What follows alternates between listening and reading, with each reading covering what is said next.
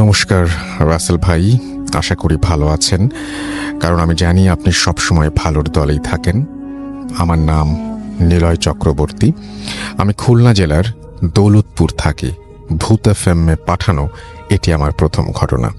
যা হোক, আজ আমি আপনাদের সাথে যে ঘটনাটি শেয়ার করতে যাচ্ছি সেটা আমার মায়ের কাছ থেকে শোনা একটি ঘটনা। ঘটনাটি আনুমানিক 1990 থেকে 1991 সালের ঘটনা। বলে রাখা ভালো, আমাদের হিন্দু ধর্মীয় মানুষদের যে কোনো শুভ কাজ, যেমন বিয়ে, অন্নপ্রাশন এবং শ্রাদ্ধ ইত্যাদি, এই সময়গুলোতে নাপিত অর্থাৎ যাদের পেশা চুল দাড়ি কাটা, তাদের খুরের ছোঁয়া ছাড়া কোনো কাজ সম্পন্ন হয় না। আমি এবার আমার ঘটনায় চলে যাব। আমার মা আমাকে যেভাবে বলেছিলেন আমি সেভাবেই আপনাদের বলছি। আমার মায়ের যখন 12 বছর বয়স, তখন খুলনার এক নামকরা মন্দিরের নাম উল্লেখ করতে তিনি নিষেধ করেছেন, ব্র্যাকেটে দিয়ে দিয়েছেন। মন্দিরের পূজারীর কাছ থেকে শোনা এই ঘটনা। পুরোহিতের নাম আবারও তিনি নামটা দিয়েছেন এবং তারপরে তিনি ব্র্যাকেটে লিখে দিয়েছেন নামটা প্রকাশ না করতে। তিনি ছিলেন একজন তন্ত্র সাধক। তিনি ভূত, পেতনি এবং জিন ছাড়াতেন ওঝার মতন। আমার মা ও আমার দিদা একদিন তার কাছে যান মন্দিরে পুজো দিতে। মন্দিরের পাশে পুরোহিতের ঘর। আমার মা দূর থেকে দেখলেন তার ঘরের ভেতরে একটি টেবিলের ওপর কাঠের থালার ওপর লাল কাপড় দিয়ে ঢাকা কি যেন একটা জিনিস রয়েছে। আমার মা কৌতূহল বশত পুরোহিতকে জিজ্ঞেস করলেন, কাকু, লাল কাপড় দিয়ে ঢাকা ওই জিনিসটি কি? তিনি মজা করে বললেন, ওর ভেতরে একটা হাড় রয়েছে। আমার মা বললেন, কিসের হাড়? এটি আপনার কাছে কিভাবে আসলো? প্রথমে পূজারী তেমন কিছু বলতে চাইলেন না। পরে আমার মায়ের অনেক চোরাচুরির কারণে তিনি ওই হাড়ের পেছনের রহস্য বলতে রাজি হলেন। তার বয়স যখন 20-22 বছর, এত কম বয়স থেকেই ভূত, পেতনি ও তন্ত্রমন্ত্র, জাদু এসব নিয়ে কাজ করতেন।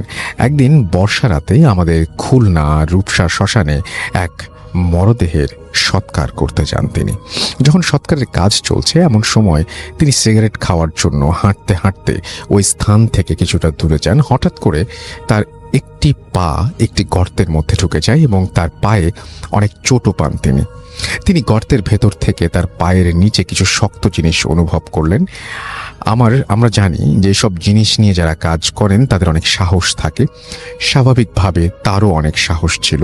তিনি আগে পিছে কিছু না ভেবে গর্তের ভেতরে হাত ঢুকিয়ে দেন। বেশ কিছু শক্ত জিনিস ওনার হাতে অনুভূত হয়। ঠিক এমন সময় তার সঙ্গী সাথীরা ওনাকে পেছন থেকে ডাক দেয় ও তাকে আবারও শ্মশানে নিয়ে যায়। কিন্তু তার মনের ভেতর কৌতূহল কাজ করে, শক্ত জিনিসটি কি ছিল। তিনি মনে মনে সিদ্ধান্ত নিলেন যে আবারও ওই স্থানে ফিরে যাবেন। যেমন ভাবা তেমন কাজ। শ্মশানে সকল কাজ শেষ হওয়ার পর সকলের চোখের আড়ালে তিনি ওই স্থানে ফিরে যান এবং ওই গর্তের ভেতরে আবারও হাত ঢুকিয়ে দেন এবং ওই শক্ত জিনিসটি ধরে টান দেওয়ার পর উনি যা দেখলেন সেটা দেখার জন্য উনি ওই সময় প্রস্তুত ছিলেন না। তিনি গর্ত থেকে যে জিনিসটা উঠালেন সেটি একটি লম্বা হাড়। তিনি প্রথমে একটু ঘাবড়ে গেলেন, তারপর কিছুক্ষণ পর ভাবলেন হাড়টি তিনি নিজের কাছে রাখবেন তার তন্ত্র সাধনার জন্য। কিন্তু তিনি জানতেন না যে এই হাড়টি তিনি তার নিজের সাথে যে নিয়ে যাচ্ছেন সেটি কার হাড়, তিনি বা কিসের হাড়। তিনি বাসায় এসে সবার চোখের আড়ালে একটা জায়গায় হাড়টি লিখে রেখে দেন। ঘটনাও শুরু হয় এইখান থেকেই। প্রথম রাতে কোনো সমস্যা হয় না, দ্বিতীয় রাত থেকে ঘটনাটি ঘটতে শুরু করে। আনুমানিক 12টা থেকে 1টার সময় তার ঘুম ভেঙে যায়। ঘুম ভেঙে তিনি শুনতে পেলেন তার ঘরের আশপাশ থেকে কান্নার আওয়াজ ভেসে আসছে। কিন্তু কিছু শোনার পর তিনি ঘরের আলো জ্বালিয়ে খোঁজা শুরু করলেন ওই আওয়াজটি কোথা থেকে আসছে। অনেক খোঁজাখুঁজির পর তিনি খুঁজে পেলেন না। এরই মধ্যে কান্নার আওয়াজ বন্ধ হয়ে যায়। তৃতীয় রাতে গত রাতের মতো আবার ঘুম ভেঙে যায়। আজও তার ঘুম ভাঙল কান্নার আওয়াজে এবং তিনি চোখ খুলে দেখলেন একটি কালো ছায়ার মূর্তি তার ঘরের ভেতর থেকে হেঁটে যাচ্ছে এবং তার ঘরের ভেতরে হেঁটে বেড়াচ্ছে। ছায়া মূর্তিটি দেখে একটি মেয়ের ছায়ামূর্তি বলে মনে হলো। ওই কান্নার আওয়াজটি ছায়ামূর্তি থেকেই ভেসে আসছে। তখন তিনি উঠে বসলেন এবং ভয়হীনভাবে জিজ্ঞেস করলেন, তুমি কে, আর এভাবে কাঁদছো কেন? তখন ওই ছায়ামূর্তিটি উত্তর দিল, তুমি আমার পায়ের হাড় নিয়ে এসেছো, আমি চলতে পারছি না। তিনি বললেন যে তুমি আমাকে আমার হাড়টা ফিরিয়ে দাও। তখন পূজারী বললেন, আমি তো কোনো হাড় পাইনি, কোন হাড়ের কথা বলছো? তখন ছায়ামূর্তি বলে, সেই শ্মশানে যে ঘটনা সেটা তার পায়ের হাড়, এবং সেটি সে ফেরত চায়। পূজারী ছায়ামূর্তিকে বললেন যে হাড়টি তিনি ফেরত দেবেন না, কিন্তু তিনি আর একটা প্রশ্নও করলেন যে ওই হাড়টা ওই স্থানে কিভাবে আসলো। তখন ছায়ামূর্তিটি উত্তরে বলল যে তখন থেকে 20 বছর আগে সে মারা যায়। রূপসা নদীর বিপরীত পারে একটি গ্রামে তারা পরিবার নিয়ে থাকতো। তার বাবা পেশায় ছিলেন একজন নাপিত। মেয়েটি তার গ্রামের একটি ছেলেকে ভালোবাসত। তার পরিবার কোনো অবস্থাতে এই সম্পর্ক মেনে নেয়নি। কিছুদিনের মধ্যে বাবা অন্য এক মেয়ের সাথে বিয়ে দেয়। তখন মেয়েটি রাগে দুঃখে তার গ্রাম ছেড়ে 4-5টি গ্রাম পরে গিয়ে একটি পরিত্যক্ত স্থানে এসে গাছের সাথে গলায় ফাঁস দিয়ে আত্মহত্যা করে। ওই গ্রামের লোকেরা রাশের পরিবারের কোনো খোঁজ খবর না পেয়ে বেওয়ারিশ লাশ হিসেবে নদীর এপারে রূপসা শ্মশানের পাশে একটি গাছের নিচে মাটি চাপা দিয়ে রাখে। এই ঘটনাগুলো সবচেয়ে অদ্ভুত ব্যাপার এটাই যে এটা সে লাশের কাছ থেকে শুনছে। সময়ের পরিবর্তনের ফলে গাছটি মারা যায় এবং সে একটি গর্তের তৈরি হয়, এবং গর্তের ভেতরে যে গর্তটার ভেতরে সেই পুরোহিতটা পড়ে গিয়েছিল। তখন এই কথা শুনে পূজারী মনে মনে ভাবল যে অপমৃত্যুতে মরা নাপিতের অবিবাহিত মেয়ের পায়ের হাড় তার তন্ত্র সাধনার জন্য অনেক কাজে লাগবে এবং সিদ্ধি লাভ করতে পারবে। অন্যদিকে কালো ছায়ামূর্তিটি পূজারীর কাছে অনেক অনুরোধ করলো তার হাড়টি ফেরত দেওয়ার জন্য, কিন্তু কোনো অবস্থাতে পূজারী সে হাড় ফেরত দিতে চাইল না। এই অবস্থায় কোনো ছায়ামূর্তিটি বলল যে হাড়টি ফেরত মানে হাড়টি সে কোনোভাবেই ফেরত দেবে না, তবে একটা কাজ করা যেতে পারে, সেটি হচ্ছে তার আত্মার শান্তির ব্যবস্থা করে দেবে পূজারী। এবং এই প্রস্তাবে সেই মেয়েটিও রাজি হলো, এবং কিছুদিন পর এক বিশেষ দিনে হিন্দু ধর্মীয় মতে শ্রাদ্ধ শান্তির মাধ্যমে পূজারী তার আত্মা উদ্ধার করলো। তারপর থেকে এই হাড়টি অনেক যত্ন সহকারে, মানে এই প্রস্তাবটি মেয়েই দিয়েছিল এবং পূজারী সেটাতে এগ্রি করেছিল, এবং সেই অনুযায়ী সবকিছু হলো। এবং সে যেটা করলো, সেই হাড়টি দিয়ে সে অনেক যত্ন সহকারে এসেছে তার কাছে রাখলো, এবং বিভিন্ন মানুষকে তন্ত্র সাধনার মাধ্যমে ভূত পেতনি ও কালো জাদুর প্রকোপ থেকে সেই পুরোহিত রক্ষা করত। তো এইটাই ঘটনা ছিল। এই কাহিনীতে পুরোহিত পূজারী নিজের মুখে আমার মায়ের কাছে বলেছেন। এই ঘটনাটি আমার মায়ের কাছ থেকে শোনা, এবং এটি একটি সত্যি ঘটনা। আমি আপনার ভূত এফএমের একজন নিয়মিত শ্রোতা। আমার নিজের সাথে ঘটা কিছু ভয়ঙ্কর ঘটনা রয়েছে যা আমি আপনাদেরকে তিনি বলেছেন যে শোনাবেন নিশ্চয়ই কোনো একদিন, এবং ভালো লাগলে তিনি এটা পড়ে শোনাতে বলেছেন। এই ছিল ঘটনা। আশা করছি ভালো লেগেছে আপনাদের। এবং তিনি কোনো তার নাম লেখেননি, বা তার নাম লিখেছেন নিলয় চক্রবর্তী। হ্যাঁ, তো তার এই ঘটনাটি আশা করছি আপনাদের ভালো লেগেছে। যদি ভালো লাগে তাহলে অবশ্যই আমাকে জানাবেন, যদি ভালো না লাগে তাও জানাবেন কমেন্ট সেকশনে কমেন্ট করে। এবং এই ঘটনাগুলো মতো আপনাদের কাছে অনেক ঘটনা আছে, সেই ঘটনাগুলো ইমেইলে আমাদেরকে পাঠিয়ে দেবেন।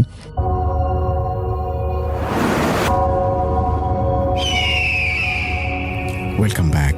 আপনাদের সবাইকে স্বাগত জানাই আমি রাসেল। আশা করছি আপনারা সবাই ভালো আছেন, ভালোর তলে আছেন। আমিও ভালো আছি আর ভালোর তলে আছি। চলে যাব আরও একটি ঘটনায়। যদি ভালো লাগে সাথে থাকবেন। থ্যাংক ইউ রাসেল ভাই। থ্যাংক ইউ রাসেল ভাই ফর ইনভাইট মি স্টুডিও। মূলত এটা আমার প্রথম ভূত এফএমে আসা। আচ্ছা, আমার পরিচয়টা আমি দিচ্ছি। আমি সুমন, মালিবাগ চৌধুরীপাড়া থেকে এসেছি। জি রাসেল ভাই, এই গল্পটা আমি কালেক্ট করেছি আমি 2018 ফেব্রুয়ারিতে আমি ইন্ডিয়ার দার্জিলিংয়ে ঘুরতে গিয়েছিলাম আমার অফিসের কলিগরা একসাথে।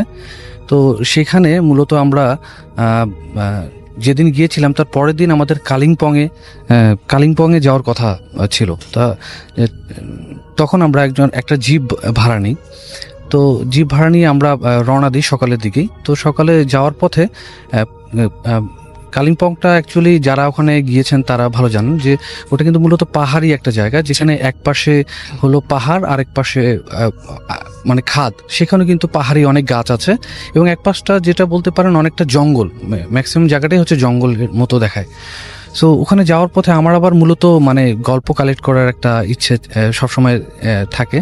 সো আমি আমাদের ড্রাইভারকে আমি জিজ্ঞেস করলাম যে আপনি যে এতদিন ধরে এই পথ ধরে গাড়ি চালান, আপনি কি কখনো এরকম কোনো প্যারানর্মাল অ্যাক্টিভিটির সম্মুখীন হয়েছেন বা ভূত বা জিনের সম্মুখীন হয়েছেন কিনা? তো উনি বলেন যে হ্যাঁ, ওনার সাথে একটা ঘটনা ঘটেছিল, যেটা হচ্ছে আপনার 2014 সালে, সেটা জানুয়ারির দিকে। তো আমরা সবাই উৎসুক হয়ে গল্পটা মানে ঘটনাটা জানতে চাইলাম তার কাছে। তো উনি তখন গাড়ি চালাচ্ছিলেন, রানিং অন দ্য ওয়েতে ছিলাম আমরা কালিম্পংয়ের উদ্দেশ্যে। সো উনি শুরু করেন, উনি যেভাবে বলছেন আমি সেভাবেই বলার চেষ্টা করছি। উনি যেটা বললেন যে উনি দার্জিলিং থেকে কালিম্পংয়ের উদ্দেশ্যে রওনা দেন প্রতিদিনের মতোই। তো সেদিনও উনি সেই একইভাবে গিয়েছিলেন। তো কালিম্পংয়ে যাওয়ার পরে ওনার ওখানে বেশ কিছু কাজ ছিল, কাজ শেষ করতে করতে ওনার একটু লেট হয়ে যায়। তো লেট হয়ে যাবার পর উনি ব্যাক করবেন এখন কালিম্পং থেকে দার্জিলিং সিটিতে। বাট যেটা হয় যে অন্যান্য দিনের থেকে সেদিন তার একটু লেট হয়ে যায়, তখন রাত আনুমানিক আপনার 10:30টার মতো হবে।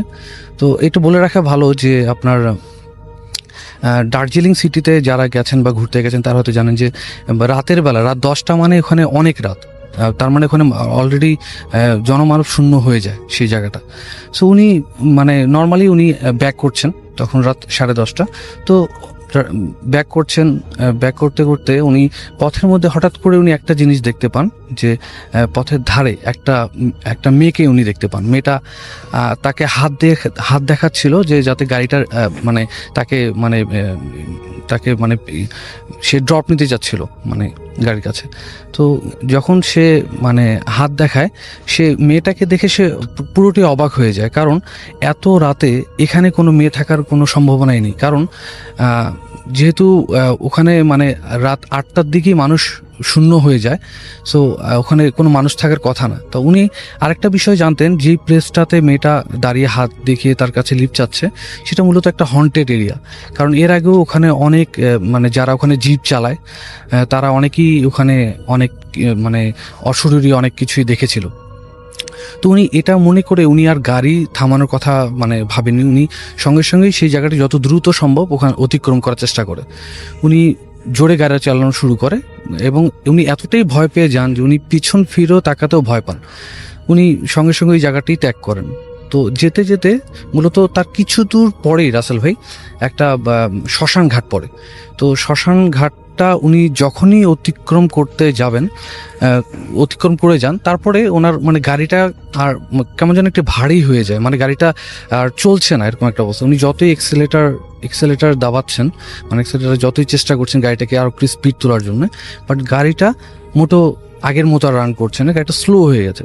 তো উনি হঠাৎ করে ওনার মাথার মধ্যে ওই জিনিসটা আসেনি যে এখানে কোনো প্যারানর্মাল ঘটনা ঘটতে পারে। উনি ভাবলেন যে হয়তো বা গাড়ির ইঞ্জিনে বা গাড়ির টায়ারে কোনো প্রবলেম হয়েছে, এর জন্য হয়তো গাড়িটা স্লো হয়ে গেছে। তো উনি গাড়িটা চেক করার জন্য উনি গাড়ি থেকে নেমে ওনার হাতে যে মোবাইলটা ছিল সেটা লাইট জ্বালিয়ে উনি গাড়ির ইঞ্জিন ইভেন চাকা চেক করা শুরু করেন। উনি যখন চেক করে কোনো প্রবলেম খুঁজে পান না। সো উনি যখন কোনো সমস্যা পান না, উনি আবার গাড়ির দিকে ব্যাক করেন। তো উনি যেই আপনার দরজাটা খুলতে যাবেন, তখনই মূলত যেটা সব থেকে মোস্ট ইন্টারেস্টিং ঘটনাটা ঘটে যায়, মানে যেটা ভয়াবহ ঘটনা ওনার হিসেবে, সেটা হলো যে উনি দেখতে পান যে গাড়ির পেছনের সিটে সেই মেয়েটি বসে আছে, যেই মেয়েটি কিছুক্ষণ আগে ওনার কাছে গাড়িতে লিফট চেয়েছিল। তো উনি ওটা দেখার পরে উনি মানে কয়েক সেকেন্ডের জন্য স্টার্ন হয়ে যান যে উনি অ্যাকচুয়ালি কী করবেন উনি কিছুই বুঝে উঠতে পারছিলেন না। কারণ যেহেতু এটা পাহাড়ি পথ আর তখন অলমোস্ট রাত 11টা থেকে 11:30 বাজে। সো ওখানে অ্যাকচুয়ালি কোনো মানুষজন তো নেই। সো উনি তখন কি করবেন বুঝে উঠতে পারছিলেন না। তো এক পর্যায়ে উনি ডিসাইড করেন যে উনি মানে গাড়িতেই চড়ে যাবেন। তো উনি আল্লাহর নাম নিয়ে কলমা পড়ে গাড়িতে চড়ে বসেন। গাড়িতে চড়ে বসেন। রাসেল ভাই, আমি আপনাকে আগেও বলেছিলাম যে অ্যাকচুয়ালি ওখানে আমি ওনাকে জিজ্ঞেস করেছিলাম যে আপনি তো মানে পালিয়ে যেতে পারতেন, কিন্তু উনি বললেন যে ওখানে মানে পালানোর কোনো অপশন নেই, যেহেতু জায়গায় নাই, কোনো জায়গায় কোনো নেই। উপায় কারণ হচ্ছে নেই। যারা জানে পুরোটাই পাহাড়ি রাস্তা, তারা জানে। চারিদিকেই পাহাড়, জঙ্গল, কোনো এবং মানুষ। অনেক দূর পর পর একটা বসতি আসছে, জি জি জি। বাজারের মতো কোনো একটা জায়গা অনেক দূর পর পর আসছে। জি, জি। হ্যাঁ, তো উনি সেটা ভেবে উনি, আর যেহেতু গাড়িটাই ওনার একটা সম্বল, মানে আয় ওটা করার, ছেড়ে তিনি তো ওটা যেতে চান। ছেড়ে উনি যেতে পারছেন না ওখানে।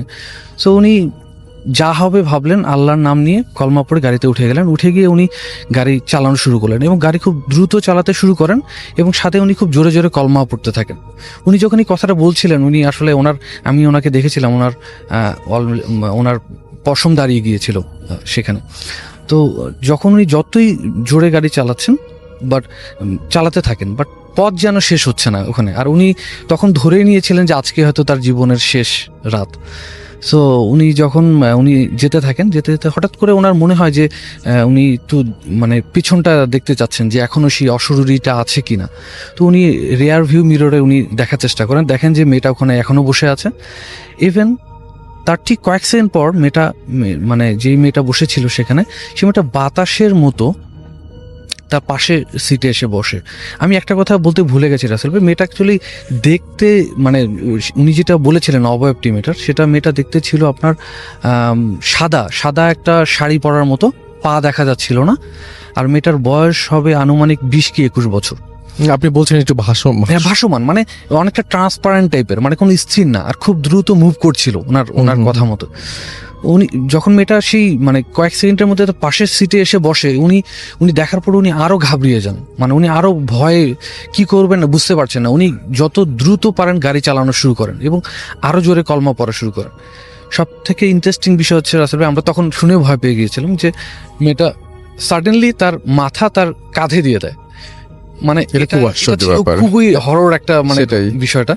তো উনি যখন দেয়, উনি ভাবতেও পারছেন না যে এরকম একটা ঘটনা ওনার সাথে এই মুহূর্তে ঘটছে।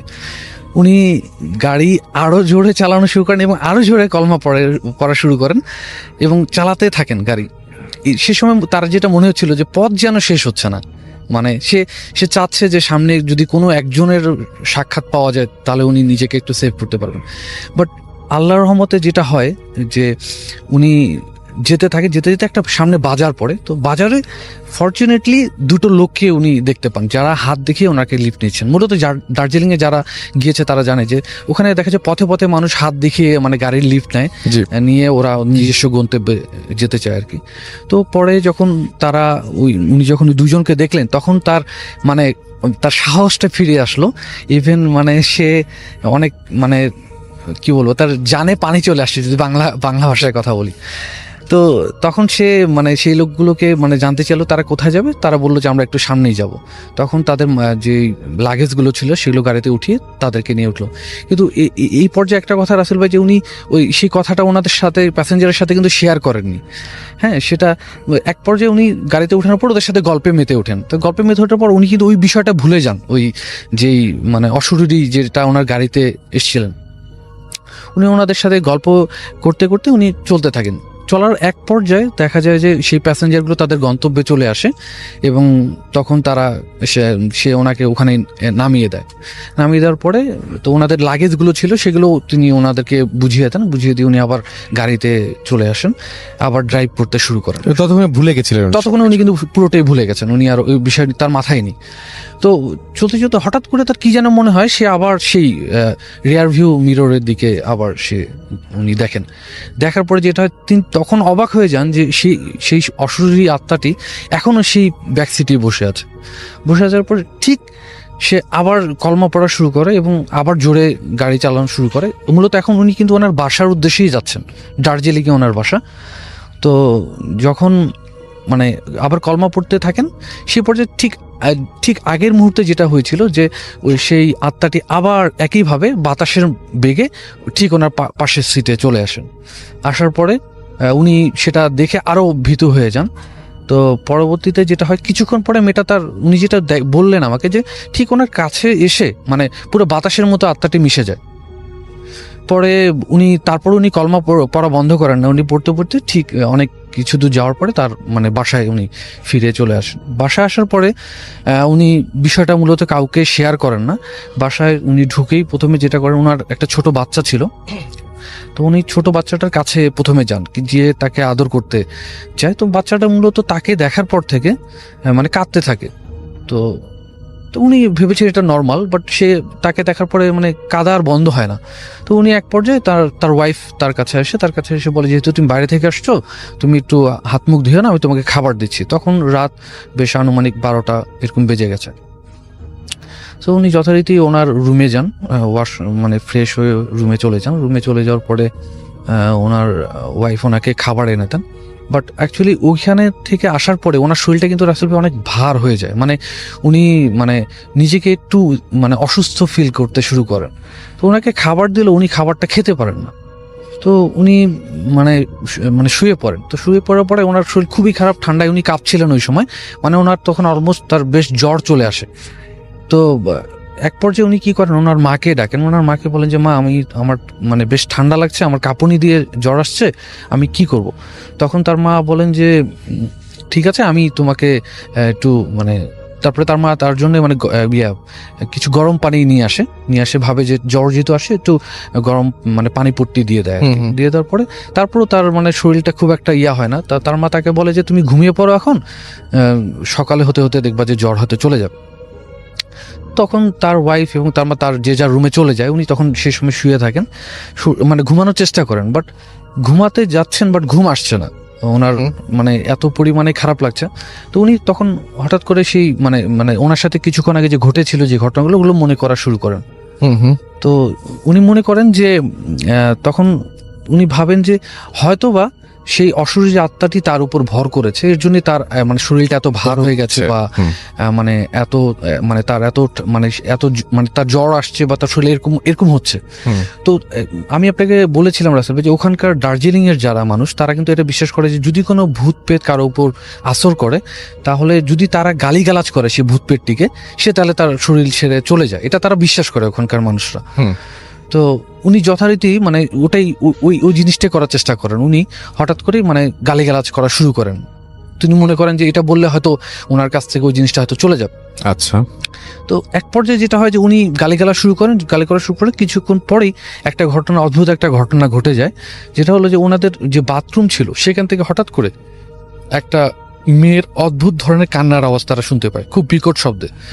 এই শব্দটা শুধু উনি না, ওনার বাসার সবাই শুনতে পান। তো সবাই যে যার রুম থেকে দৌড়ে চলে আসে। তো ওনারা প্রথমে বাথরুম থেকে যেহেতু শব্দটা আসছিল, তো ওরা বাথরুমে প্রথমে গিয়ে চেক করে যে কি হচ্ছে, বাথরুমে কি মানে কি জিনিসটা কি। তো ওনারা বাথরুম খুলে দেখে যে বাথরুমে মানে কেউ নেই। তো ওনারা তারপরে ওনার ওয়াইফ, ওনার মা, ওনার ছেলের রুমে যায়। ছেলের রুমে গিয়ে দেখে যে ছেলে ওই সময় কিন্তু সে সেন্সলেস হয়ে গেছে, মানে সে শুয়ে আছে মেঝেতে। তো তারা অবাক হয়ে যায় যে মানে বিষয়টা কি, মানে এরকম চিৎকার একটা সাউন্ড আসছে, বাট তার ছেলেও এখন মানে সেন্সলেস, কথা বলছে না। তো তারা সকাল হওয়া পর্যন্ত মূলত ওয়েট করে। তা যখন সকাল হয়ে যায় মানে ভোরবেলা, তখন তার তখন সেন্সটা ফিরে আসে। তখন তারা তাকে জিজ্ঞেস করে যে মানে তোমার কি হয়েছিল। তখন সে তাদের সাথে শেয়ার করে যে রাতের বেলা একটা হয়েছিল, এরপর থেকে আমি এখন মানে কিছুই জানি না, রাতে আমি কখন হয়ে গেছে, কি হয়েছে। তো তারা তখন ঠিক করে যে তাকে তাদের এলাকার যে ইমাম সাহেব ছিলেন, তাকে তার কাছে তারা নিয়ে যান। আচ্ছা। যখন তারা নিয়ে যাওয়ার পরে ইমাম সাহেব ওনাকে তখন জিজ্ঞেস করে যে মানে আপনার সাথে কি হয়েছিল গত রাতে। তো উনি পুরো ঘটনাটাই শেয়ার করেন তখন। হ্যাঁ, জি, ওনার সাথে যে ঘটনাগুলো হয়েছে। তো ইমাম সাহেব পুরো ঘটনাটা শোনার পরে উনি মানে ওনাদেরকে যেটা বলেন যে অ্যাকচুয়ালি ওনার সাথে মানে যে জিনিসটা এসেছিল সেই জিনিসটা খুব একটা মানে ভালো জিনিস ছিল না, সে তার বড় একটা ক্ষতি করে ফেলতে পারতো। তো আল্লাহ তাকে মানে সেভ করেছেন ওনার ভাষা অনুযায়ী। তো উনি তারপরে ওনাকে মানে একটু ঝাড়ফুঁক দিয়ে দেন, পানি পোড়া, তেল পরা পরিয়ে ওনাকে বলেন যে এখন উনি যাতে বাসায় নিয়ে যায় তাকে। উনি রাসেল ভাই যেটা হচ্ছে যে উনি তারপরে বাসায় তার ফ্যামিলি তাকে নিয়ে যেত। উনি এতটাই অসুস্থ হয়ে গিয়েছিলেন যে নিজের শরীর মানে নিজে যে হেঁটে যাবে এই শক্তিটা তার ছিল না। তাকে নিয়ে যাওয়ার পরে বাসায় উনি যাওয়ার পরে উনি তখনও অসুস্থ। উনি অলমোস্ট আমাকে যেটা বলেছিলেন যে 20 দিন উনি বিছানা থেকে উঠতে পারেননি, এতটাই অসুস্থ ছিলেন। এরপরে তো 20 দিন পরে উনি আস্তে আস্তে সুস্থ হতে শুরু করেন। তা এক পর্যায়ে যেটা হয় যে উনি মানে পুরোপুরি সুস্থ হয়ে যান, তখন উনি মানে মানে আবার তার জিপ মানে গাড়ি চালানো শুরু করেন। অ্যাকচুয়ালি উনি বলেছিলেন যে অ্যাকচুয়ালি এই গাড়িটাই তার সম্বল, কারণ গাড়ি না চালালে তো সংসার চলবে না, এটা একটা ওনার ইয়া ছিল। তো উনি এখনো সেই পথ দিয়েই মানে চলাচল করেন, এবং এরপরও নাকি উনি অনেক কিছুই মানে দেখেছেন ওই জায়গায়, যে জায়গাটা, আর যে জায়গাটা মূলত রাসেল ভাই ঘটনাটা ঘটেছিল ওটা কিন্তু একটা হন্টেড, মানে ওখানে এলাকার লোকজন যারা বলে তারা বলে যে ওখানে অনেক মানুষদেরকে মেরে ফেলে দেওয়া হতো, মানে ওটা একটা জঙ্গলের মতো ছিল পাহাড়ের পাশে। সো যার জন্যই ওই এলাকাটায় মানে কেউ নর্মালি মানে মানে একা কেউ যেত না। সো তখন উনি ওই সেই গাড়ি চালানো তো শুরু করে দিলেন। তো এরপর থেকে উনি, যেটা আমি অফ ইয়ার আপনাকে বলেছিলাম, যে উনি মানে এরপর থেকে উনি যখনই কোনো একা মানে যেতে শুরু করেন তখন উনি মানে সিগারেট খাওয়া শুরু করে দেন। আচ্ছা। আমি আবার জিজ্ঞেস করেছিলাম যে কেন আপনি সিগারেট কেন মানে মানে খাচ্ছেন। উনি বলেন যে আসলে উনি বিশ্বাস করেন এটা যে মানে আগুন জাতীয় জিনিসকে এই ধরনের মানে ভূত পেতরা ভয় পেয়ে থাকে, এগুলো দেখলে তারা আসবে না। তো এখনো ওনার নাকি মানে যখনই ওই জোনটা দিয়ে যায়, হন্টেড প্লেসটা দিয়ে যায়, আছেন দেখতে পাচ্ছি আরো অনেকেই এই মুহূর্তে, এবং আশা করছি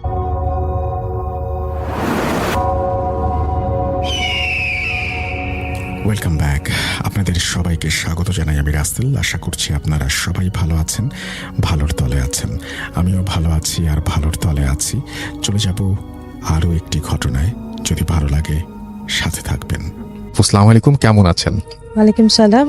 আসসালামু আলাইকুম সবাই। থ্যাংক ইউ রাসেল ভাই। হ্যাঁ, অনেকদিন পরে আসা হয়। পাপড়ি ধানমন্ডি থেকে, ইন ডিটেল বলছি না কারণ প্রবলেম আছে কিছু। ওকে, আজকে যে ঘটনাটা শেয়ার করবো এটা খুব বেশি দিন আগে হয়েছে বা এরকম কিছু না, জাস্ট এই জানুয়ারিতে 2019 জানুয়ারি আমাদের রিসেন্ট একটা ঘটনা। হ্যাঁ, রিসেন্ট একটা ঘটনা। আমি আমার বাসার একদম পরের বাসাটাই, ঠিক আছে, মানে এখান থেকে পরে আর আসা সময় না, আগে আমাদের এক রিলেটিভস বাড়ি করে, র্যাপিডলি ওনার বাড়ি করার সময় এলাকার কিছু ঝামেলা ছাড়া বাড়ি হয়ে যায়, খুব দ্রুত বাড়িটা হয়। অ্যান্ড ফাইনালি কাজ শেষ, জানুয়ারিতে ওনারা নতুন ভাড়াটে ওঠা শুরু হয় 1 তারিখ থেকে। তো জানুয়ারির 1 তারিখ থেকে ভাড়াটে আসে, সবকিছুই ঠিকঠাক অ্যাজ ইউজুয়াল। 12 তারিখের দিকে, মানে 10 তারিখের পরের ঘটনাটা, ওই বাড়িতে ওনারা যে ভাড়াটে আসেন একতলার, তো ফার্স্টের দিকে যে রুমটা, সেখানে যে ভাড়াটে আসেন যে ফ্ল্যাটটাতে, ওই ভদ্রলোক সকালবেলা খুব সকালে ওই আঙ্কেলের থেকে চাবি নিয়ে চলে যায়, খুব দ্রুত, লাইক 6:30 7টা হবে এরকম, আরো সকালে হয়তো 8টা বা 9টার দিকে যখন ওই বাসায় তার বুয়া আসে, ঢুকেই দেখে যে মেইন গেটটা খোলা আছে। তো ভেতর থেকে ইউজুয়ালি লক করার কথা, সকালে ঢুকে উনি ডাকে ওই বাসার যে ইয়া ছিলেন, ওনাকে ডাকাডাকির পরে পায় না, এবং ভেতর বেডরুমে যেয়ে দেখে মহিলাটা সিলিং এ ঝুলছে, ঠিক আছে, সুইসাইড। তো অ্যাজ ইউজুয়াল খুব চিল্লাপাল্লা, সবাই এখানে লোকজন জড়ো হয় এবং পুলিশ আসে, অ্যাজ ইউজুয়াল যা হয় যে একটা সুইসাইডাল কেস। তো in the mean time police dead body নিয়ে যায়, পোস্টমর্টেম হবে। তো সেই ভদ্রলোককেও ট্রেস করা যাচ্ছে না, তার ফোন অফ। অ্যান্ড দেন রিপোর্টে যেটা দেখা যায় যে মহিলাটা সুইসাইড না, দ্যাট ওয়াজ মার্ডার। আর সবচেয়ে মানে কষ্টের যে বিষয়টা, the lady was 5 to 6 months pregnant that time. তো মহিলাটা প্রেগনেন্ট ছিলেন। এটা তো মানে খুব এমনি একটা মানুষ মারা যাওয়াটাই আনন্যাচারাল, যেহেতু নর্মাল, সেখানে একটা আরেকটা মানুষ তার ভেতরে ছিল, সেটাও খুন হয়েছে। তো পুলিশ আসে, রিপোর্ট দেখে, সবাই একটা সময় সিল করে দিয়ে যায় বাসা। চলছে এভাবেই, এবার কেস মামলা হচ্ছে, এবার হচ্ছে থানায়, বাড়ির তো আর কোনো ব্যাপার নাই। কয়েকদিন পর থেকে যেটা হয়, ওই বাড়িতে আশেপাশে যারা আছে, মানে ওটা তো গ্রাউন্ড ফ্লোরের ঘটনা, ফার্স্ট ফ্লোরে যারা আছে 2 তলায়, সেখানে ওরা শুনতে পায় যে নিচের ঘর থেকে খুব ধুমধাম শব্দ হচ্ছে, মানে উইয়ার্ড আচরণ। হয়তোবা বাসে একটা ঘটনা হয়েছে সেই জন্য হয়তো বলা হচ্ছে, বাট হচ্ছে এখন কিছু একটা হলে না, মানুষের সাবকনসিয়াস মাইন্ড এটা ধরে নেয়, না হলেও মনে হয় যে অনেক কিছু হচ্ছে। তো যা হোক, পাশের ফ্ল্যাটে যেটা হয়, এরকম অনেকেই বলছে যে ওই আঙ্কেলকে বলছে, আঙ্কেল একটা মিলার টিলার দেওয়ার ব্যবস্থা করেন, রুমটাকে খোলার ব্যবস্থা করেন। এখন যেহেতু পুলিশ সিল করে দিয়ে গেছে, তো সেই রুম তো খোলা পসিবল না। পাশে বাসায় যিনি আছেন, একদম আমি আপনাকে বাড়ির তো ঠিকানাটা বললামই, অফ এয়ারে বলছিলাম, আর ওনার ওইখানে কেস চলছে। তো পাশের বাড়ি থেকে যেটা হয়, এক ভদ্রলোক 1 তলা থেকে 2 তলায় যে ভদ্রলোক, ওনারা দেখছে যে নিচ তলায় জানালার এখানে মানে বারান্দার এই দরজাটা, মানে এই যে খানটাতে ঘটনাটা হয়েছে, যে ফ্ল্যাটটাতে, উনি রাতে 10টা সাড়ে 10টার দিকে বোধহয় বারান্দায় আসেন কোনো একটা কারণে। এসে দেখেন যে ওইখানটাতে কিছু একটা শব্দ হচ্ছে নিচে, 2 তলা থেকে 1 তলায় কিন্তু খুব ইজিলি অ্যাক্সেস করা যায়, শব্দ হচ্ছে। তো উনি বুঝতে পারছেন না, খুব একটা রাত হয়নি, ল্যাম্পপোস্টের আলো ওইখানে দেখা যাচ্ছে। ভালো করে উকি দিয়ে দেখে কিছু একটা বসে কোনো একটা কিছু খাচ্ছে, একটা মহিলা, একটা স্ট্রাকচার, খুব যে দেখা যাচ্ছে না খাচ্ছে, কি খাচ্ছে না দেখে তার আর দেখার মতো ওই সাহসটা হয়, এসে দৌড়ে ভেতরে চলে যায়। জি। পরদিন সকালে এরা কি করে যে পরদিন সকালে এই ভদ্রলোক এবং তার ওয়াইফ, তাদের একটা বাচ্চা ছিল 5-6 মাসের বেবি, ওকে নিয়ে চলে যায়, গ্রামের বাড়ি চলে যায়। তো হঠাৎ করে এরম একটা ঘটনা হলো, 5-7 দিনের মাথায় আবার এরম চলে গেছে। সো এই ক্যাচাল মানে চলছে একটা না একটা। তো আমরাও আমার কাজিন আছে, ওর বেবি হয়েছে, ও বাবুটার বয়স হচ্ছে 1 বছর, ওকে বারান্দার দিকে নিয়ে আসলেও প্রবলেম হয়। মানে ও হচ্ছে 2 তলায় আর ঘটনাটা হচ্ছে 1 তলায়। মানে ওদের বাসায় ওরা এমন হয়ে করেছে বাড়িটা যে একটা ওয়ালও পর্যন্ত দেয়নি। আমি যে আসছিলাম আমাকে কিন্তু এটা সামনে দিয়ে আসতে হয়েছে, ওই রুমটার সামনে দিয়ে আমাকে আসতে হয়েছে, বিল্ডিং এর ভেতর, বাট ওইটার সামনে দিয়ে আসতে হয়েছে। তো এইভাবে পরে খবর পাওয়া যায় 2-3 দিন পরে, যেটা যে ওই ভদ্রলোক যে চলে গেলেন সকালে, খুব ভোরে চলে গেলেন ওনার ওয়াইফ এবং বেবিকে নিয়ে, ওনার বেবিটা মারা গিয়েছিল। মারা গিয়েছিল। অ্যান্ড দ্যাট টাইম সরি আমি মিস করেছি, পরদিন সকাল ওনার তো চলেই তো যায়। তো চলে যাওয়ার পর সেইখানে হচ্ছে আপনার রুমে যখন ওই যে বারান্দা বাইরে যে সিটি কর্পোরেশনে ঝাড়ু টাড়ু দেয়, গলির ভিতরে আসে, বারান্দায় দেখতে পায় যে রক্ত পড়ে আছে, ছাপছাপ রক্ত। আর এখানে তো ঢোকা পসিবল না, যেহেতু পুলিশ সিল করে দিয়ে গেছে। তো কোনো বিড়াল টিড়াল কিছু করেছে কিনা, এখানে একটা ছোট্ট বাচ্চার আঙুল পাওয়া যায়। মানে এটাই খুব অদ্ভুত একটা জায়গা না? আমি আপনাকে বলার সময় আমি খুব ফ্রিক করছিলাম, আমার ভীষণ, আমার চোখ বন্ধ করলে আমি দেখি ছোট্ট একটা আঙুল, মানে এই যে ছোট আঙুলটা আমাদের কোনে আঙুল যেটাকে বলে, এই আঙুলটা। তো পরে 2 দিন পরে জানা যায় যেটা, ওটা আর তখন পুলিশ আর বলে না, যেহেতু একটা ঝামেলা অলমোস্ট চলছে, বাড়ির বদনাম হয়ে গেছে, ভাড়াটেরাও চলে যাওয়ার মতো অবস্থা, পুলিশকে আর এটা ইনফর্ম করে না, যেহেতু লাস্ট সেখানে ওরকম কিছু তো ক্রাইম দেখেনি। সো ধারণা করে যে ধামাচাপা দেয়, বিড়াল এটা নিয়ে এসছে এখানে বা বিড়াল খেয়েছে। ঘটনাটা যখন ওই ভদ্রলোক চলে যায়, যে ভদ্রলোক ছিলেন, ওনার তো যেহেতু অনেকদিন ভাড়া আছেন, ওনার কাছে ফোন যায় যে আবার একটা ঘটনা হয়েছে। তো উনি বলে ওনাদের বাচ্চাটা মারা গেছে, 5-6 মাসের যে বাচ্চাটা ছিল, বাচ্চাটা হচ্ছে ওদিন রাতে হঠাৎ করে অসুস্থ হয়ে যায়, এবং ভোরের দিকে ওরা দেখে যে বাচ্চাটার হাতের আঙুলটা, একটা হাতের বা হাতের আঙুলটা নাই, মানে ছোট আঙুলটা, কোন আঙুলটা ওর হাতে নেই।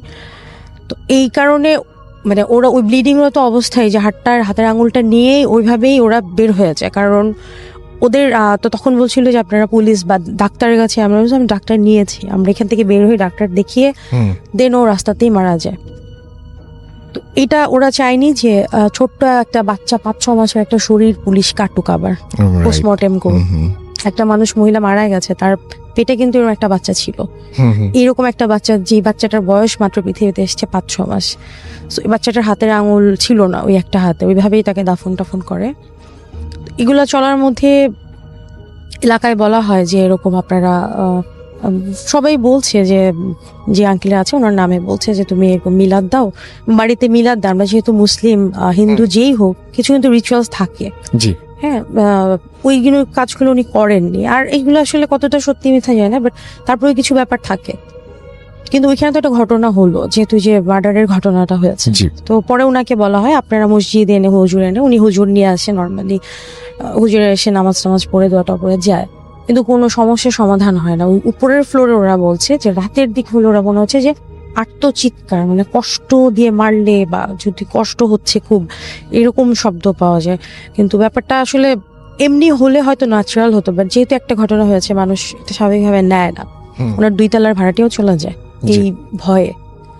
তো ফাইনালি ওই আঙ্কেল যেটা করেন, ডিসাইড করে যে কিছু একটা করতে হবে। ইন দ্য মিন টাইম পুলিশের সাথে নেগোসিয়েট করে, এই আপনার মার্চে হয়তো বা ফেব্রুয়ারির লাস্টে একটা ঝামেলা, মানে বলে যে রুমটা আপনারা খুলতে পারেন, আমরা যেহেতু দেখছি 60 days হয়েছে অলমোস্ট, আমরা দেখছি ব্যাপারটা।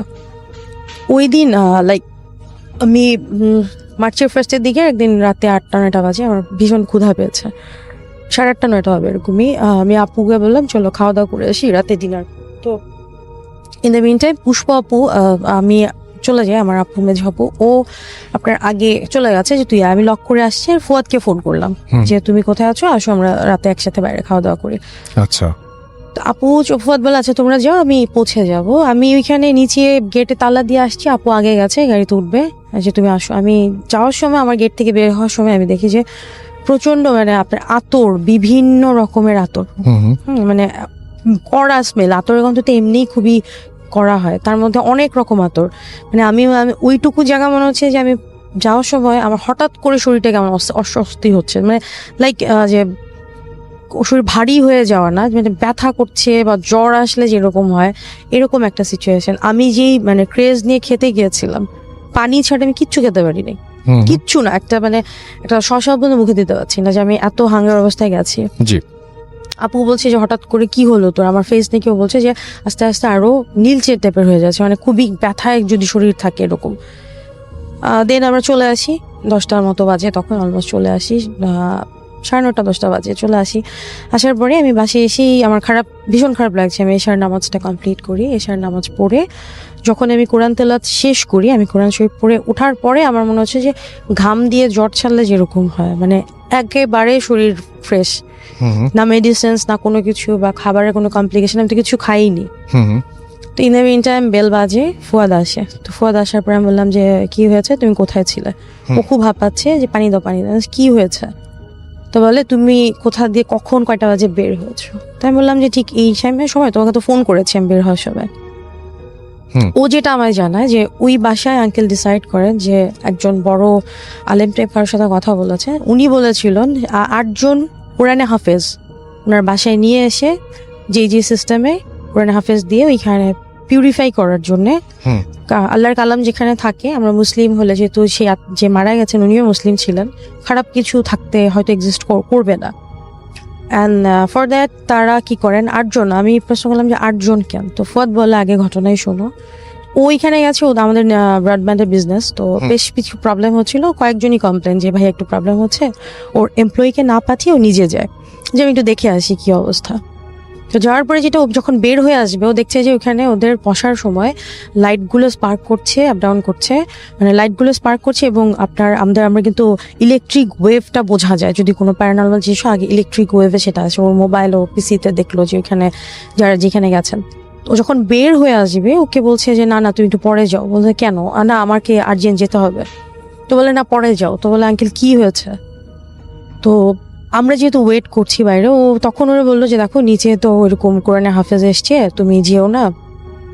অ্যান্ড কি হয়েছে, এই হচ্ছে 8 জন আছে, ওরা 8টা পিলার, মানে আমাদের যে পিলারগুলো আছে, পিলার না মানে বাড়ির যে জানালাগুলো আছে, দরজাগুলো আছে, ঠিক আছে, লাইক হচ্ছে আপনার যেই রুমটায় মারা গেছে ওই রুমে 2টা জানালা 1টা দরজা, মাঝখানে হচ্ছে 2টা জানালা মতো হবে হয়তো, আর মানে বাইরের রুমের দিকে 3 জন, মোট হচ্ছে 8টা। আমরা কিন্তু শুনে থাকি, দেখবেন রাসেল ভাই, যে 3 জন 7 জন 11 জন, 8 জন কেন? মানে ওইখানে বের হওয়ার যতগুলো রাস্তা ছিল ওই রাস্তাগুলো দিয়ে না, শুধুমাত্র মেইন গেটে, মানে যে গেটটা দিয়ে ঢুকে ঘরের যে এন্ট্রেন্স, এই গেটে কাউকে দাঁড়া করায়নি। এবং এইখানে কোনো আতর বা আপনার জমজমের পানি বা দোয়া এখানে দেওয়া হয়নি।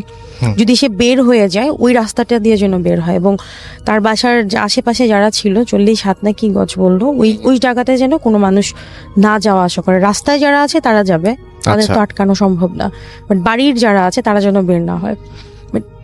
আনফর্চুনেট দ্যাট টাইম আমি ওই রাস্তাটা দিয়ে পাস করি, ঠিক আছে, মানে আমি তো না জেনে গেছি, আপুও কিন্তু গেছে, আপুর হয় নাই, কোনো প্রবলেম হয় নাই, বিকজ হচ্ছে আপু আগে চলে গেছে, আমি 1 থেকে 1.5 মিনিটের গ্যাপে বের হয়েছি। সো এই ঘটনাটার পরে দরজা জানালা খুলে দিল। সো তখন রিলেট করলাম মেবি সামথিং হ্যাপেন, কারণ না হলে হঠাৎ এরকম হওয়ার কোনো কারণ নাও হতে পারে। ঘটনাটি যিনি পাঠিয়েছেন উনি নাম প্রকাশে অনিচ্ছুক, উনি একজন ইতালি প্রবাসী। তো ঘটনাটি ওনার নানির আব্বার সাথে ঘটে যাওয়া ঘটনা, যেই ঘটনাটি উনি ওনার আম্মুর মুখ থেকেও শুনেছেন, বিভিন্ন সময় এই ঘটনাটি উনি শুনেছিলেন। তো ঘটনাটির সময়কাল 1976 সাল। তো ঘটনাটি মূলত যখন ঘটে তখন ওনার নানির আব্বা কুমিল্লা জেলার দেবিদ্বার উপজেলার একটি মসজিদের ইমাম ছিলেন। উনি প্রায় 40 বছর ধরে ইমামতি করেছিলেন। এবং শুধু যে ইমামতি করতেন তা নয়, ওনার হাতে অসংখ্য মানুষ আল্লাহর রহমতে হাফেজে কোরআন হয়েছে। উনি নিজেও বিভিন্ন সময় অনেক রোগের ট্রিটমেন্ট করতেন, বিশেষ করে জিন রিলেটেড বিভিন্ন রোগগুলো। উনি একজন ভালো রাকি ছিল না বটে। তো কুমিল্লার দেবিদ্বার উপজেলার বড় মসজিদ বলতে যেটা বোঝায় ওইটা আর কি, উনি ওখানকার বড় ইমাম ছিলেন। তো ওনার পবিত্র কোরআন তেলাওয়াতটা অসাধারণ ছিল, খুবই সুন্দর, যেই শুনতো সেই বিমোহিত হয়ে যেত। ওনার পিছনে একবার নামাজ পড়লে ওনার তেলাওয়াত শোনার জন্য অনেকেই আবার আসতেন। 1971 সালে মহান মুক্তিযুদ্ধের সময় অনেক পাকিস্তানি সোলজাররাও নাকি তার পিছনে নামাজ পড়তে আসতো। উনি মাঝে মাঝেই চিন্তা করতেন যে নামাজ পড়া অবস্থায় কোনো একটা অস্ত্র নিয়ে এই পাকিস্তানিদেরকে গুলি করে হত্যা করা যায় কিনা। কেননা উনি চিন্তা করতেন এই লোকরা এখন পিছনে এসে নামাজ পড়ছে, অথচ নামাজ পড়ে বের হয়েই আমার বাংলাদেশি ভাইদের উপর গুলি চালাবে, আমাদের মা বোনদেরকে ধরে নিয়ে ক্যাম্পে নিয়ে যাবে, এরাই এসে পিছনে নামাজে দাঁড়িয়েছে। ওরা যখন নামাজ পড়তো তখন অস্ত্রগুলো এক পাশে রাখতো। উনি চিন্তা করতেন যে ইমামতি করা অবস্থায় হঠাৎ করে নামাজ ছেড়ে দিয়ে কোনো একটা অস্ত্র দিয়ে ব্রাশ ফায়ার করে এদেরকে মেরে ফেলা যায় কিনা। কিন্তু নামাজরত অবস্থায় কাউকে এভাবে হত্যা করা যায় না, সে যে এরকম অপরাধী হোক না কেন। ওনার মাঝে মাঝে ইচ্ছা করতো, শুধু শরীয়তের বিধিবিধান থাকার কারণে উনি কখনোই এটা করতেন না। আসলে ওনার ওই অবস্থাতে কিছু করারও ছিল না। মনে মনে খুব কষ্ট পেতেন যে এই নরপিশাচগুলোই ওনার পেছনে দাঁড়িয়ে নামাজ পড়ছে। তো যাই হোক, ওনার বাসা এবং মসজিদ খুব কাছাকাছি হওয়ায় অনেক সময় মসজিদে উনি রাত্রেবেলা থাকতেন। পায়ে হেঁটে বাসায় যেতে 6 থেকে 7 মিনিট লাগতো। উনি রাতের বেলা তাহাজ্জুদের সময় উঠে তাহাজ্জুদের নামাজ পড়ে ফজরের আজানের আগ পর্যন্ত কোরআন তেলাওয়াত করতেন। ফজরের নামাজ পড়ে আরো কিছু দোয়া কালাম পড়ে তারপর উনি বিশ্রাম নিতেন। তো ওই মসজিদে কিন্তু মাঝে মাঝেই জিনেরা নামাজ পড়তে আসতো। অনেক জিনেদের সাথে তার দেখাও হয়েছিল। আবার কখনো কখনো দুষ্টু জিনেরা বলতে যেই জিনেরা অতটা পরহেজগার না কিন্তু নামাজ কালাম পড়ে, এমন জিনেদের সাথেও তার দেখা হয়। এক রাতের ঘটনা, যে রাতের ঘটনা ওনার জীবনটাকেই এক বিভীষিকাময় নারকীয় যন্ত্রণা এনে দিয়েছিল। এক রাত্রে বৃষ্টি হয়, তো উনি ওই রাত্রে আর বাসায় যান নাই, কারণ যেহেতু উনি মসজিদেই অধিকাংশ সময় থাকতেন রাতের বেলাতেই। তো উনি ভোরবেলা, মানে তখন তাহাজ্জুদেরও আগে উনি কোরআন তেলাওয়াত করছিলেন। হঠাৎ করে পুরো মসজিদটা সুঘ্রাণ ছড়িয়ে পড়ে, সুঘ্রাণে ভরে যায়। উনি তো বুঝতে পেরেছেন নিশ্চয়ই কোনো কিছু এসেছে, কারণ এই ধরনের সেন্ট বা সুঘ্রাণ উনি আগেও পেয়েছেন। তবে উনি ছিলেন মসজিদে একদম প্রথম কাতারে বসে বসে কোরআন তেলাওয়াত করছিলেন। তো পেছন থেকে এসে কেউ ওনাকে সালাম দিয়েছে। তো উনি আর সালামের উত্তর নেন নাই, উনি যেহেতু কোরআন তেলাওয়াত করছিলেন। আর উনি ওনার মতো করে কোরআন তেলাওয়াত করেই যাচ্ছেন।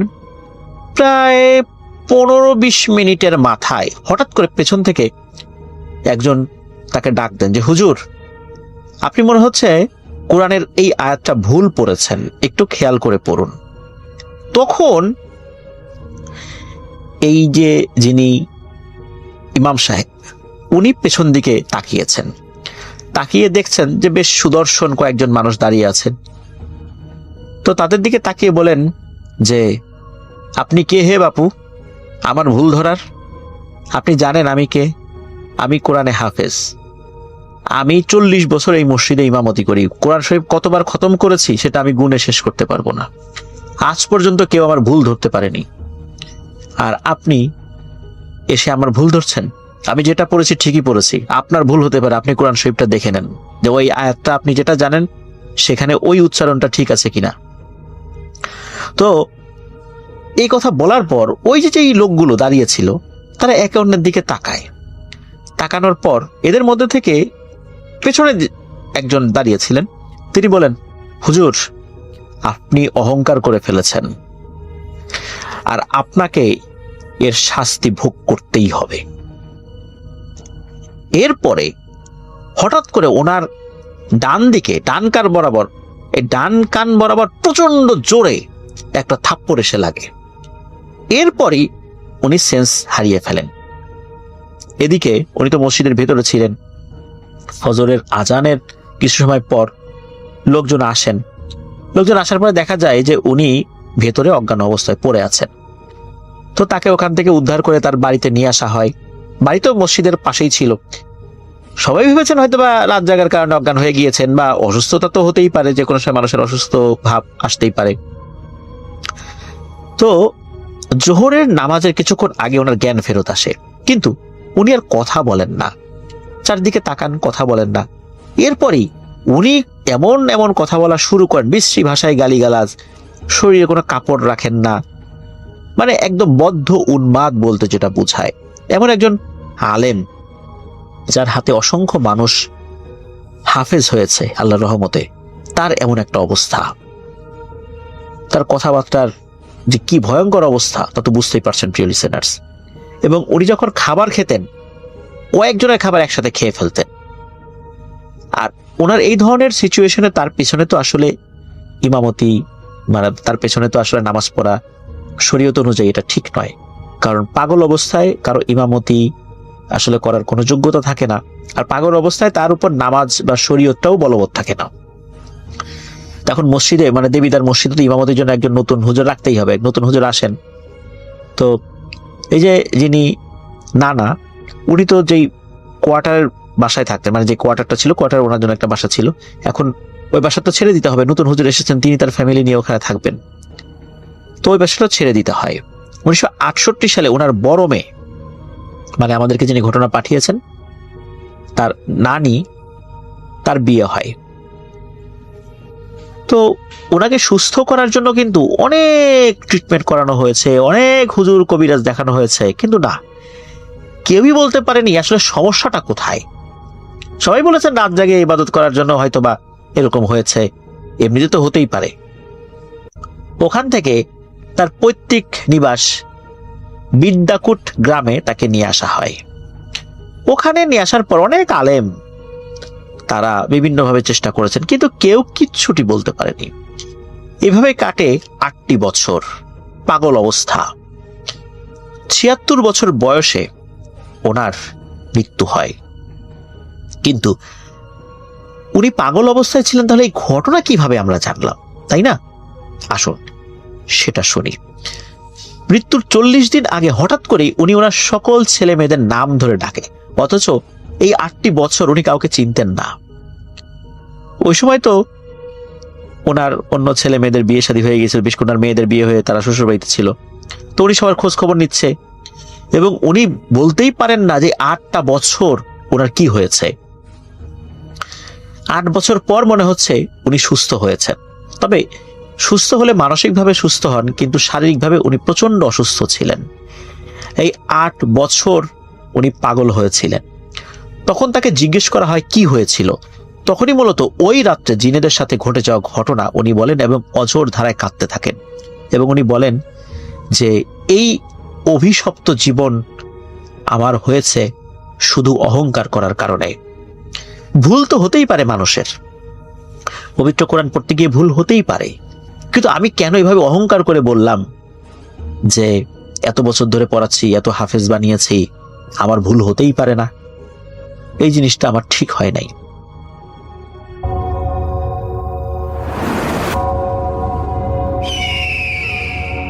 Welcome back.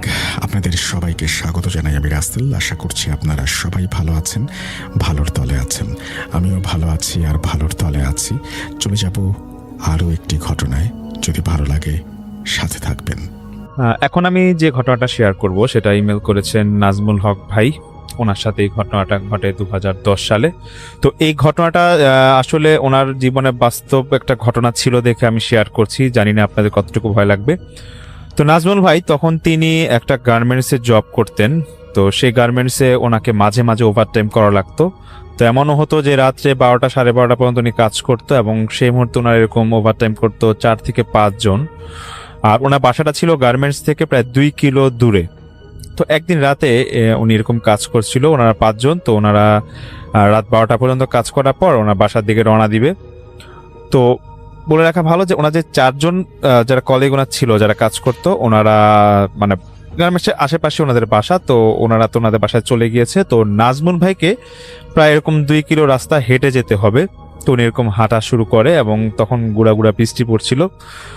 তো উনি যাচ্ছিল যখন আমার মনে একটু ভয় ছিল, কারণ উনি অনেকদিন পর এই রাস্তা, যে রাস্তা যাচ্ছিল অনেকদিন পর এরকম একা যাচ্ছে। নাহলে অন্য সময় দেখা যেত যে ওনার বাড়ির কাছের কোনো কলিগ যারা ছিল, বাড়ির কাছে কেউ হয়তো ছিল যে ওনার সাথে একসাথে কাজ করতো, ওনারা একসাথে যেত। তো সেদিন কিন্তু সেদিন ওনাকে একা যেতে হবে। তো উনি এরকম মনের মধ্যে ভয় নিয়ে উনি হাঁটা শুরু করে।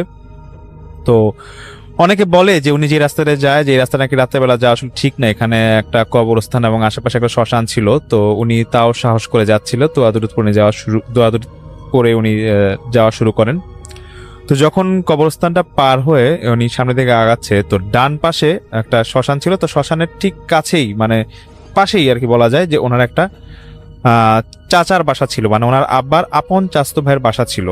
তো উনি বাসাটার দিকে খেয়াল করছে। তো খেয়াল করতে করতে উনি একটা জিনিস মনে করে যে বেশ কয়েকদিন আগে ওনার সেকেন্ড কাজিন, মানে সেই চাচার ছেলে এখানে সুইসাইড করে এখানে। তো এটা উনি ভাবতেছিল, আর ভাবতেছে যে এখানে সুইসাইড করতেছে, মনে মনে একটা ভয় ছিল যে ওনাকে আবার খারাপ কিছু দেখে নাকি। তো উনি যখন হাঁটা আবার শুরু করে, তো হঠাৎ করে উনি বৃষ্টি একটু বেড়ে যাওয়ার কারণে উনি ওনার সেই চাচার বাসার কাছেই, মানে একটু সাহস পায় যে না, যে আত্মীয় স্বজনের বাসা আছে, কোনো সমস্যা হতে হবে না। তিনি চাচার বাসার সামনেই একটা গাছ ছিল, গাছের নিচে উনি একটু দাঁড়ায়। তো উনি খেয়াল করছে যে গাছটা নড়তেছে এবং একটা বাতাস আসছে হালকা। তো উনি ভাবে যে আবার ঝড় শুরু হবে নাকি। তুমি আশেপাশে আবার একটু অন্ধকারের মধ্যে দেখছে যে কোনো গাছপালা নড়তেছে না। তো উনি আবার দেখতেছে যে না, ঠান্ডা যেহেতু বাতাস আসে, তো উনি আবার একটু নিজে যে গাছের নিচে দাঁড়ায় ছিল সেই গাছটার উপরের দিকে একটু দেখতেছে যে এই গাছটাই শুধু নড়তেছে, কিন্তু আশেপাশের অন্য কোনো গাছ নড়ে না। তো উনি খারাপ কিছু হবে কিনা সেটা ভাবার আগেই একটু ভাবে যে একটু দেখি আসলে কি ওখানে। তো উনি একটু সাইড হয়ে উপরে গাছটার দিকে তাকাতেই দেখছে যে কিছু একটা গাছের মধ্যে বসে আছে এবং ওটা গাছটা ঝাঁকি দিচ্ছিল। এবং উনি স্পষ্ট বুঝে যে এটা একটা মানুষ, এবং এমন যদি হতো যে না এটা অন্য কিছু বা কোনো পশু বা অন্য কোনো পাখি হতো উনি বুঝতো, কিন্তু উনি স্পষ্ট দেখা একটা মানুষ এবং খুব কালো আকৃতির, অন্ধকার বোঝা যাচ্ছিল না। তো উনি জোরে চিৎকার দিয়ে বলতেছে যে কে, কিন্তু কোনো সারা শব্দ নাই। তো উনি আবার মানে ভাবে যে ওনার চাচার বাসায় ঢুকবে, কিন্তু একদিক দিয়ে উনি এটা ভাবছিল যে এই চাচার বাসায় ওনার খুব কম আসা হতো। তো উনি ভাবতেছে যে ওনার যে কাজিন কয়েকদিন আগে মানে সুইসাইড করে, সে কিন্তু এরকম কালো আকৃতির এবং একটু লম্বা আকৃতির ছিল। তো উনি দেখতেছে যে গাছের উপর থেকে যেটা সে নাড়া দিচ্ছে গাছটা, ঠিক ওনার কাজিনের মতো অনেকটা অবয়ব। উনি যখন অনেকক্ষণ ধরে চিৎকার দিচ্ছিল, কোনো কথা বলতেছে না, যখন ওনার সেই কাজিনের নাম ধরে ডাকতেছে, দেখতেছে যে গাছটা নড়া বন্ধ হয়ে গেছে এবং উনি স্পষ্ট দেখে যে ওনার সেই কাজিনের ফেসটার মতোই, মানে হালকা আলোতে উনি বুঝে এটা। তো তখন তিনি, এই যে বললাম তো গুড়ি গুড়ি বৃষ্টি পড়ছিল, উনি ওনার বাসার দিকে দৌড় দিয়ে এসে পড়ে। এবং এসে পড়ার পর তখন প্রায় ভোর 4টা বাজে। উনি নিজে অবাক হয়ে যায় যে এত ভোরে উনি এখানে আসলো, এতক্ষণ উনি এখানে ছিল। তো ওনার আব্বা মা খুব চিল্লাচিল্লি করতেছে, বলতেছে যে তোকে এত রাত পর্যন্ত কে আটকায় রাখছিল, তুই কোথায় ছিলি?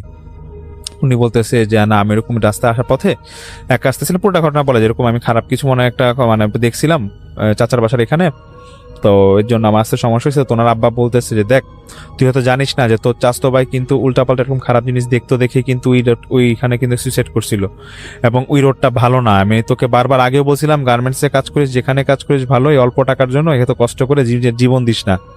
তোর চাচাতো ভাইটা ঠিক এভাবে মারা গেছিল এবং উল্টাপাল্টা মানে এরকম দেখতে দেখে সুইসাইড করে মারা গেছিল। এবং তুই যে এখন ওখানে গেলি, এখন যদি তোকে খারাপ কিছু আসর করে, তুই তখন বুঝবি কি হবে? তুই যে সুইসাইড করবি না, এটার কি নিশ্চয়তা? কারণ এখানে অনেকে অনেক খারাপ কিছু দেখে, এবং একবার যদি সে খারাপ কিছু দেখে, সে কিন্তু বেঁচে ফিরে আসতে পারে না। তখন সেই নাজমুল ভাই বলতেছে যে ওনার আব্বার কাছে, ঠিক আছে আব্বা, আমি আশা করি আমার কোনো সমস্যা হয় নাই, তাও তুমি যদি চাও তাহলে আমি ওইরকম আমাকে হুজুর দেখাইতে পারো। তখন সেই ওনার আব্বা বলে যে ঠিক আছে, কোনো সমস্যা নেই, তুই কাজটা বাদ দিয়ে দে, আর যদি পারিস শুধু দিনে কাজ কর, রাতে কোনো কাজ এখানে করবি না।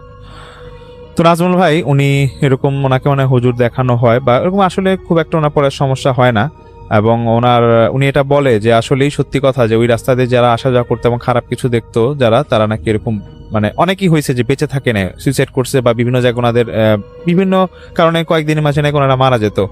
এটা নাকি কয়েকবার আগে ঘটছিল। তো নাজমুল ভাই বলে যে সেদিন হয়তো আমি খারাপ কিছু দেখছিলাম, কিন্তু আমি ফিরে আসছি, এটা হয়তো উনি নিজেকে ভাগ্যবান বলতেছে। যাক, এটা একটা ছোট ঘটনা শেয়ার করা, যেহেতু আজকের এপিসোড আমরা সব ছোট ঘটনা শেয়ার করছি, তা আশা করি আপনাদের ভালো লাগবে। অনেক অনেক ধন্যবাদ। হ্যালো লিসেনার্স, আশা করি ঘটনাগুলো আপনাদের ভালো লেগেছে। আমি চেষ্টা করেছি বাছাই করে ঘটনাগুলো আপনাদের মাঝে শেয়ার করার। আমি প্রতিদিনই ঘটনাগুলো বাছাই করে আপনাদের মাঝে একটি করে এপিসোড শেয়ার করার চেষ্টা করি। যদি আমার ঘটনাগুলো একটু ভালো লাগে তাহলে অবশ্যই এই চ্যানেলটি সাবস্ক্রাইব করবেন। আর আপনারা কোথা থেকে এই ঘটনাগুলো শুনতেছেন যদি আপনাদের ঠিকানাগুলো জানান তাহলে আমি অনেক কৃতজ্ঞ হব। তাহলে আমি বুঝতে পারবো যে আপনারা কোথা থেকে শুনতেছেন। এছাড়াও আপনাদের মাঝে যদি কোনো ঘটনা থেকে থাকে তাহলে অবশ্যই আমাদের ইমেলে দেওয়া ঠিকানায় ঘটনাটা পাঠাবেন। তাহলে নেক্সট এপিসোডে আপনার সেই ঘটনাটা আমরা রাসেল ভাইয়ের মাধ্যমে অথবা আমরা নিজেরা পড়ে শোনাবো। তো ভালো থাকবেন, সুস্থ থাকবেন, এই প্রত্যাশায় আজকের মতো বিদায় নিচ্ছি। আল্লাহ হাফেজ।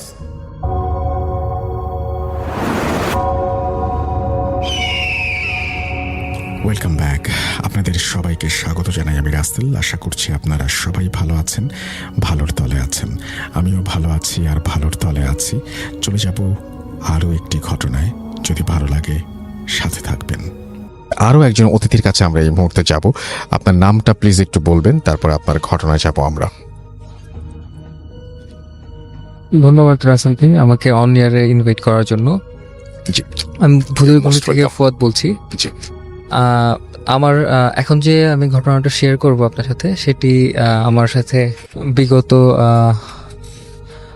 1 থেকে 1.5 বছর আগে আর কি ঘটে যাওয়া একটি ঘটনা। হুম ঘটনাটি হচ্ছে আমি দীর্ঘদিন যাবৎ কবুতর পালি শখ করে আমার বাসার ছাদে। হুম সো অ্যাজ ইউজুয়াল আমি 1.5 থেকে 2 বছর আগে একদিন বিকেল বেলা যখন আমার কবুতরগুলো উড়াচ্ছিলাম তখন আমার কবুতর মানে যা উড়িয়েছিলাম তার থেকে একটা কবুতর বেশি আমার ছাদে এন্ট্রেন্স করে।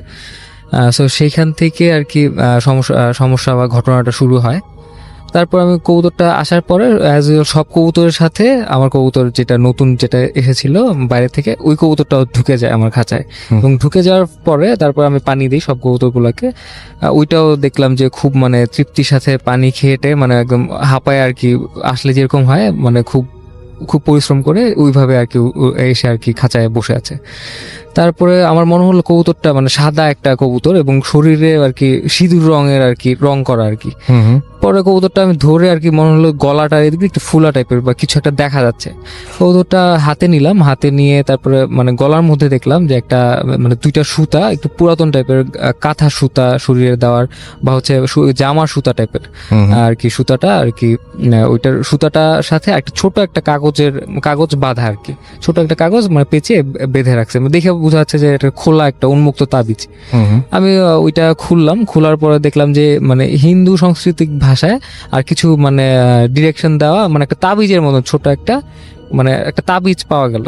তারপর আমি বুঝলাম যে না এটা আর কি কোনো একটা ব্ল্যাক ম্যাজিক বা কবুতরটা আর কি ব্ল্যাক ম্যাজিক বা কোনো তাবিজের শিকার। এবং কবুতরটা অনেকদিন ধরে আর কি উঠতেছিল বা বাইরে ছিল, কবুতরের শরীরে কিছু ছিল না, মানে একদম শুকনো ছিল।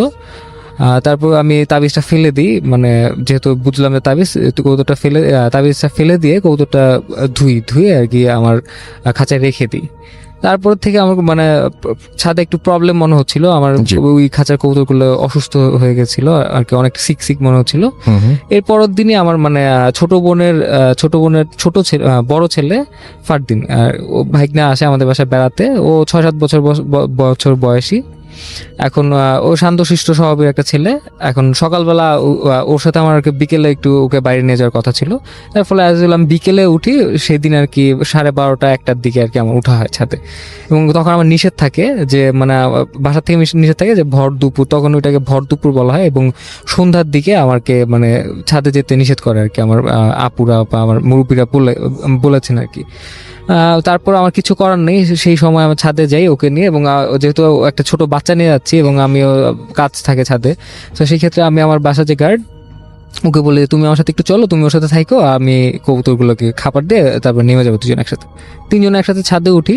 বাট আমার ভাইগনা যেরকম স্বভাবের মানে দুষ্ট না তেমন একটা, ও খুব লাফালাফি মানে খুব মানে ছোটাছুটি শুরু করে দেয়, মানে অস্থিরতা শুরু করে দেয়। মানে ও এমন একটা মানে ভাব করতেছে যে মানে ও মানে ছাদের থেকে মানে চাচ্ছে নিচে লাফ দিতে বা এই টাইপের কিছু একটা মানে ওর দেখেই বোঝা যাচ্ছে আজকে একটা দুর্ঘটনা ঘটবে। আমি কবুতরগুলোকে খাওয়াতে আমি দেখলাম এই বিষয়টা, এবং আমার গার্ড এসে বলতেছে যে ভাইয়া ও আজকে অনেক দুষ্টামি করতেছে, আপনারা নেমে যান, নাহলে আমি দেই খাবার। আমি চিন্তা করলাম যে হ্যাঁ, একটা দুর্ঘটনা হওয়ার থেকে আমাদের আবার সাইডে বাড়ির একটু কনস্ট্রাকশনের কাজ চলতেছিল, চিন্তা করলাম যে প্রবলেম হওয়ার থেকে আমি নেমে যাই। তাতে কবুতরগুলো লক করে আমি প্যাক করে বাসায় মানে নিচে বাসায় যাওয়ার জন্য যাচ্ছি। এখন ও আমার হাতের থেকে এমন ভাবে টানানো শুরু করছে, মানে ও আমাকে শুদ্ধ নিয়ে ফেলে দিবে। আমার বাসার ছাদ হচ্ছে 6 তলা, আমি থাকি 2 তলা। আচ্ছা। তারপর ও দৌড়ায় এসে আমার হাত থেকে ঝাড় দিয়ে দৌড়ে এসে গেট খুলে পাখির ঘরে দৌড় দিয়ে ঢুকছে। পাখির ঘরে দৌড় দিয়ে, পাখির ঘরে আমার কাজিন ছিল তানি আপু, তাকে যা মানে ধরে আর কি খালামুনি বলে জড়ায় ধরছে। তারপরে আর কি ওদিক থেকে আমি আর দূরে দেখছি। একটু পরে আমি আমার বোনের রুমে বসে আছি, কাজিনটা গিয়ে ফ্রেশ হওয়ার জন্য ওয়াশরুমে গেছে। একটু পরে মানে হাতের থেকে হয়তো মগ ছিল, মগটা পড়ে যাওয়ার প্লাস একটা ধাম করে একটা সাউন্ড শুনতে পাই। আমরা তো সবাই মানে আমি আমার বোন বাসায় যারা ছিলাম দৌড়ে যায় দেখি যে এরকম ওয়াশরুমের ভিতরে ওটা পড়ে আছে, মুখ দিয়ে আর কি একটু একটু একটু লোলের মতন পড়ে আসছে, মানে চলে আসছে। আর মানে উনি মানে আর নড়চড়া করতে পারতেছে না। একটু পরে আপুরে তার সাথে সাথে ওদিক থেকে তুলে এনে মানে ক্লিন করে খাটে রাখলাম। রাখার পর থেকে আপু অনেক অস্থিরতা করতেছে, অনেক অস্থিরতা গোঙাচ্ছে করে গোঙাচ্ছে এবং মানে খুবই অস্থিরতা করতেছে। তারপরে মানে আর আপু মানে আমরা তো অনেক ভয় পেয়ে গেছি যে মানে এরকম করতেছেন, প্লাস মানে উনি ইশারায় কিছু একটা চাচ্ছে, চোখ টোক বন্ধ, কিন্তু হাত দিয়ে ইশারায় মানে আঙুল দেখাচ্ছে, মানে কলম টলম টাইপের কিছু দেখতে যাচ্ছে। তখন আমরা আরো টেনসড হয়ে যাই। একটু ওনাকে একটা পেন আর হচ্ছে একটা পেপার আর কি ওনার হাতে দেওয়া হয়। উনি কি জানি লেখে, মানে এরকম আঁকাকি করে বা হাতে লেখে, উনি রাইট হ্যান্ডে লেখে সবসময়। সে বা হাতে কি জানি একটা লেখলো, আমরা তাতে লেখে বা হাতে তিনি লেখেন? না না না না না না, এবং তার চোখ বন্ধ। ওকে। আমরা পেপার ধরছি, পেপার সহ ওই খাতাটা ধরছি, এবং সে আর কি পেনটা নিয়ে কিছু একটা লেখার চেষ্টা করছে। আমরা ওইটার দিকে আর মনোযোগ দিইনি, আমরা তাড়াতাড়ি মানে করার পরে লেখার পরে পেপারটা সরিয়ে দিছি। দেওয়ার পরে আমাদের বাসায় আর কি ছিল একটা ছোট একটা পিতলের ছোট একটা বাটি ছিল, বাটিটার মধ্যে আয়াতুল কুরসি লেখা ছিল, আমার বাবা আজমির থেকে নিয়ে এসেছিল। আমরা ওইটাতে করে জমজমের পানি খাই, বা ওইটা আমরা এই কাজে ইউজ করি, যে খারাপ লাগলে বা যদি যে কোনো কারণে আমরা জমজমের পানিটা ওই বাটি দিয়ে খাওয়ার চেষ্টা করি। এমনি আমাদের মানে ভাল লাগে ওই ইয়াটাতে, মানে বিশ্বাস ওইটাতে। তো সেই ক্ষেত্রে এইভাবেই ওইটার মধ্যে পানি নিয়ে আমার বোন চারকুল পরে আয়াতুল কুরসি পরে ওইটা ফু দিয়ে আপুকে একটু খাওয়ানোর চেষ্টা করে, যে এরকম করতেছে কেন হঠাৎ। প্লাস হচ্ছে মানে কোনো মানে হঠাৎ করে মানে খুব হাইপার উনি করতেছে, কিন্তু কথা বলতে পারতেছে না, মানে স্ট্রোক করলে যেরকম হয়।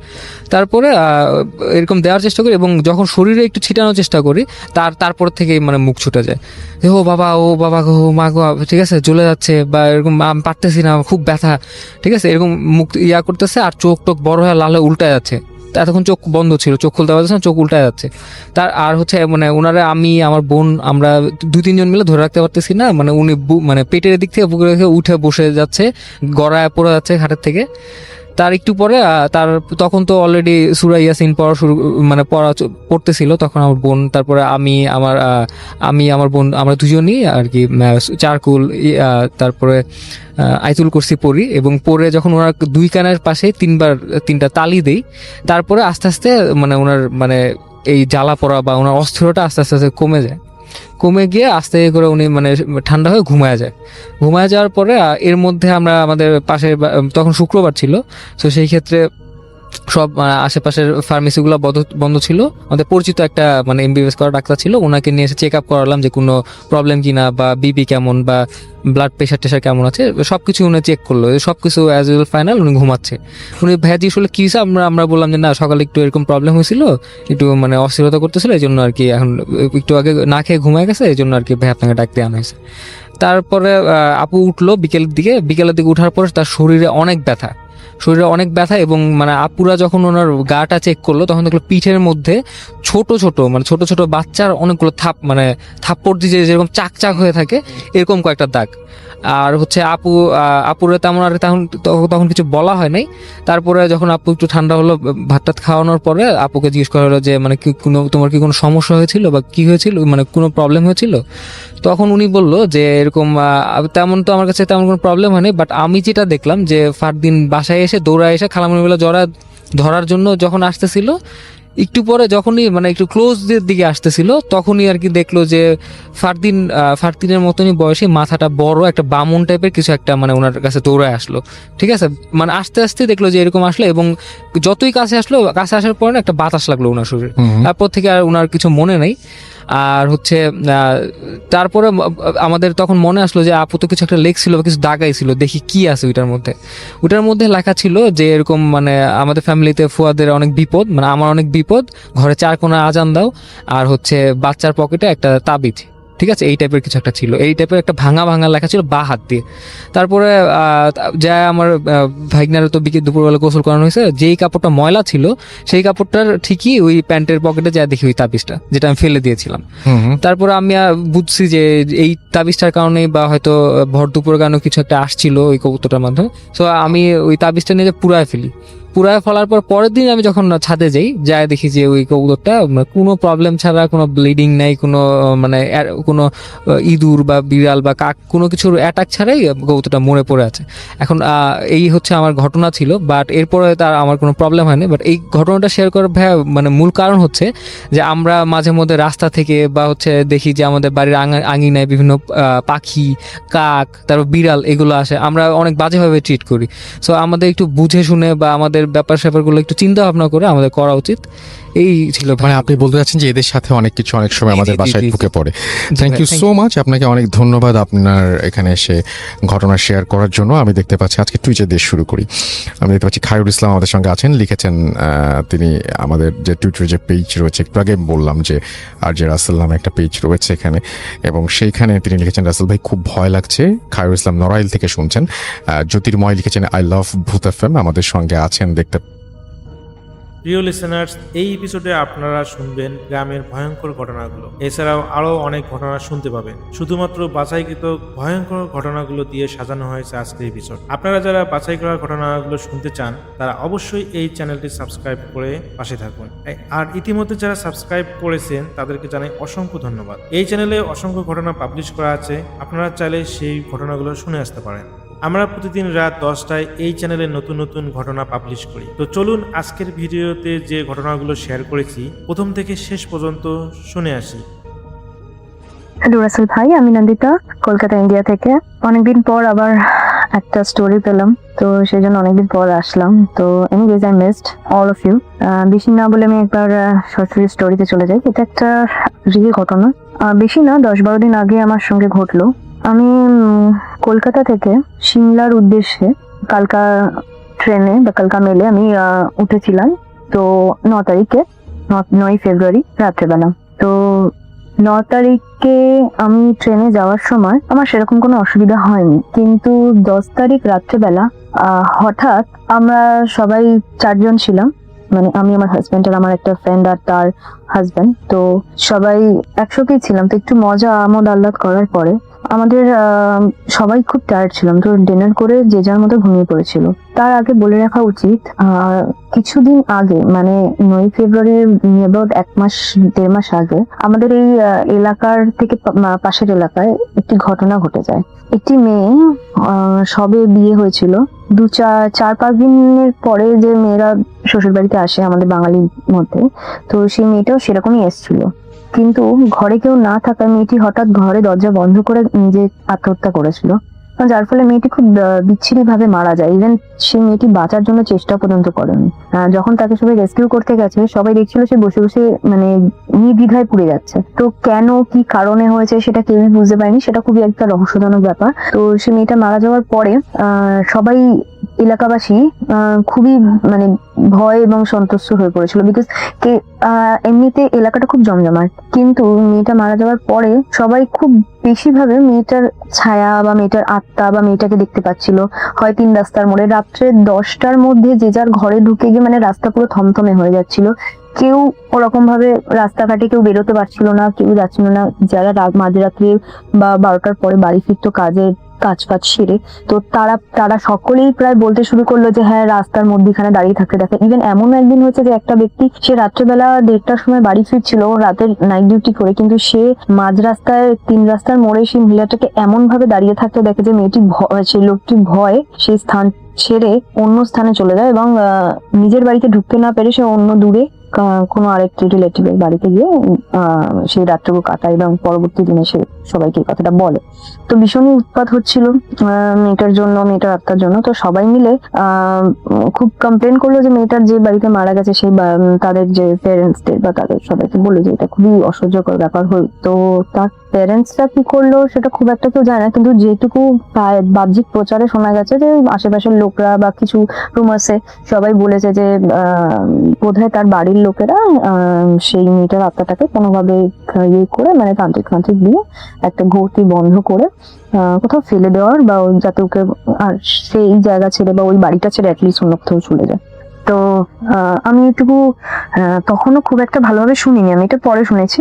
আমি এটুকু জানতাম মেয়েটা মারা গেছে। তো আমি যেদিনকারে 10 তারিখে রাত্রেবেলা যখন আমি ট্রেনে, কারণ 11 তারিখ সকালবেলা আমাদের কালকায় মানে ট্রেনটা ইয়ে করতো, তো আমরা 11 তারিখে রাত্রেবেলা 10 তারিখে রাত্রেবেলা খুব তাড়াতাড়ি শুয়ে পড়ার জন্য আমরা সবাই খেয়ে দিয়ে প্রিপেয়ার হয়ে শুয়ে পড়েছিলাম। আর তার আগে একটু মানে একটু মজা করার জন্য আমাদের একটু শারীরিক ভাবে আমরা খুবই মানে খুব বেশি টায়ার্ড হয়ে পড়েছিলাম, বিকজ আমরা অনেক ফান মানে করতে করতে যাচ্ছিলাম। সো সেই সময় রাত্রেবেলা হঠাৎ মাঝরাত্রির দিকে আমি একটা অদ্ভুত স্বপ্ন দেখি কি যে সেই মেয়েটা একটা মাঠের কাছে বসে আমাকে বলছে যে মেয়েটা খুব কাঁদছে আর আমাকে বলছে যে আমাকে পুঁতে দিয়ে গেছে, আমি এখানে থাকতে পারছি না, আমার খুব কষ্ট হচ্ছে। খুব করুণ ভাবে মেয়েটা আমাকে বলছে, আমি যেন স্বপ্নের মধ্যে তাই দেখলাম। আমাকে খালি একটাই কথা বললো যে আমাকে আমার হয়ে প্লিজ মা কালীর কাছে প্রার্থনা করো, তাহলে আমার মুক্তি।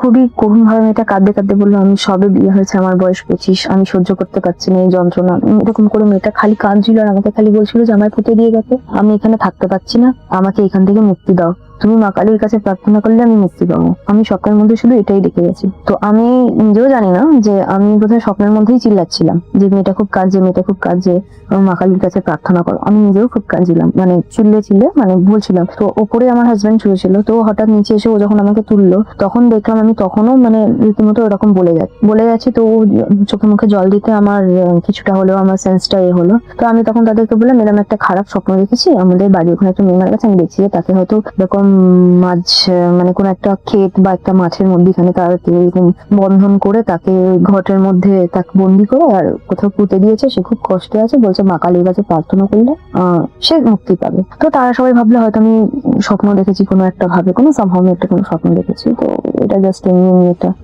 স্বপ্ন। তো আমিও নিজেও খানিকটা তাই ভাবলাম। কিন্তু তারপরে আবার সবাই শুয়ে পড়েছিল, তো আমরা মাঝরাত্রে পেলাম মানে হঠাৎ কি মনে হলো তার কিছুক্ষণ পরে, ঘন্টা দেড়েক দুয়েক পরে আমি ওয়াশরুমে যাওয়ার জন্য একটু মানে আমার ফিল হলো যে আমি ওয়াশরুম যাবো, তো আমি ভাবলাম একটু চোখ মুখ ধুয়ে আসি যাই। তো ট্রেনে তো এমনিতেও খুব দোলে, তো আমি যেতে গিয়ে আমি ফিল করতে পারছি যে আমি যেন মনে হলো আমি মাথাটা ঘুরে পড়ে গেলাম, কিন্তু আমি সেন্স ছিল যে আমার মাথাটা ঘুরছে, আমি পড়ে যাচ্ছি। তো আমি তারপরে ধরে উঠলাম। তো আমার যে বন্ধুর হাজবেন্ড ছিল, যেহেতু ট্রেনে একটু ভয় থাকে যে কখন কে কোথা থেকে আসছে, সবাই বেসিক্যালি রাত্রেবেলা ঘুমাতে থাকে, তো সে আমাকে দেখেছিল যে আমি একা একা যাচ্ছি, তো আমার পেছন বেরিয়েছিল।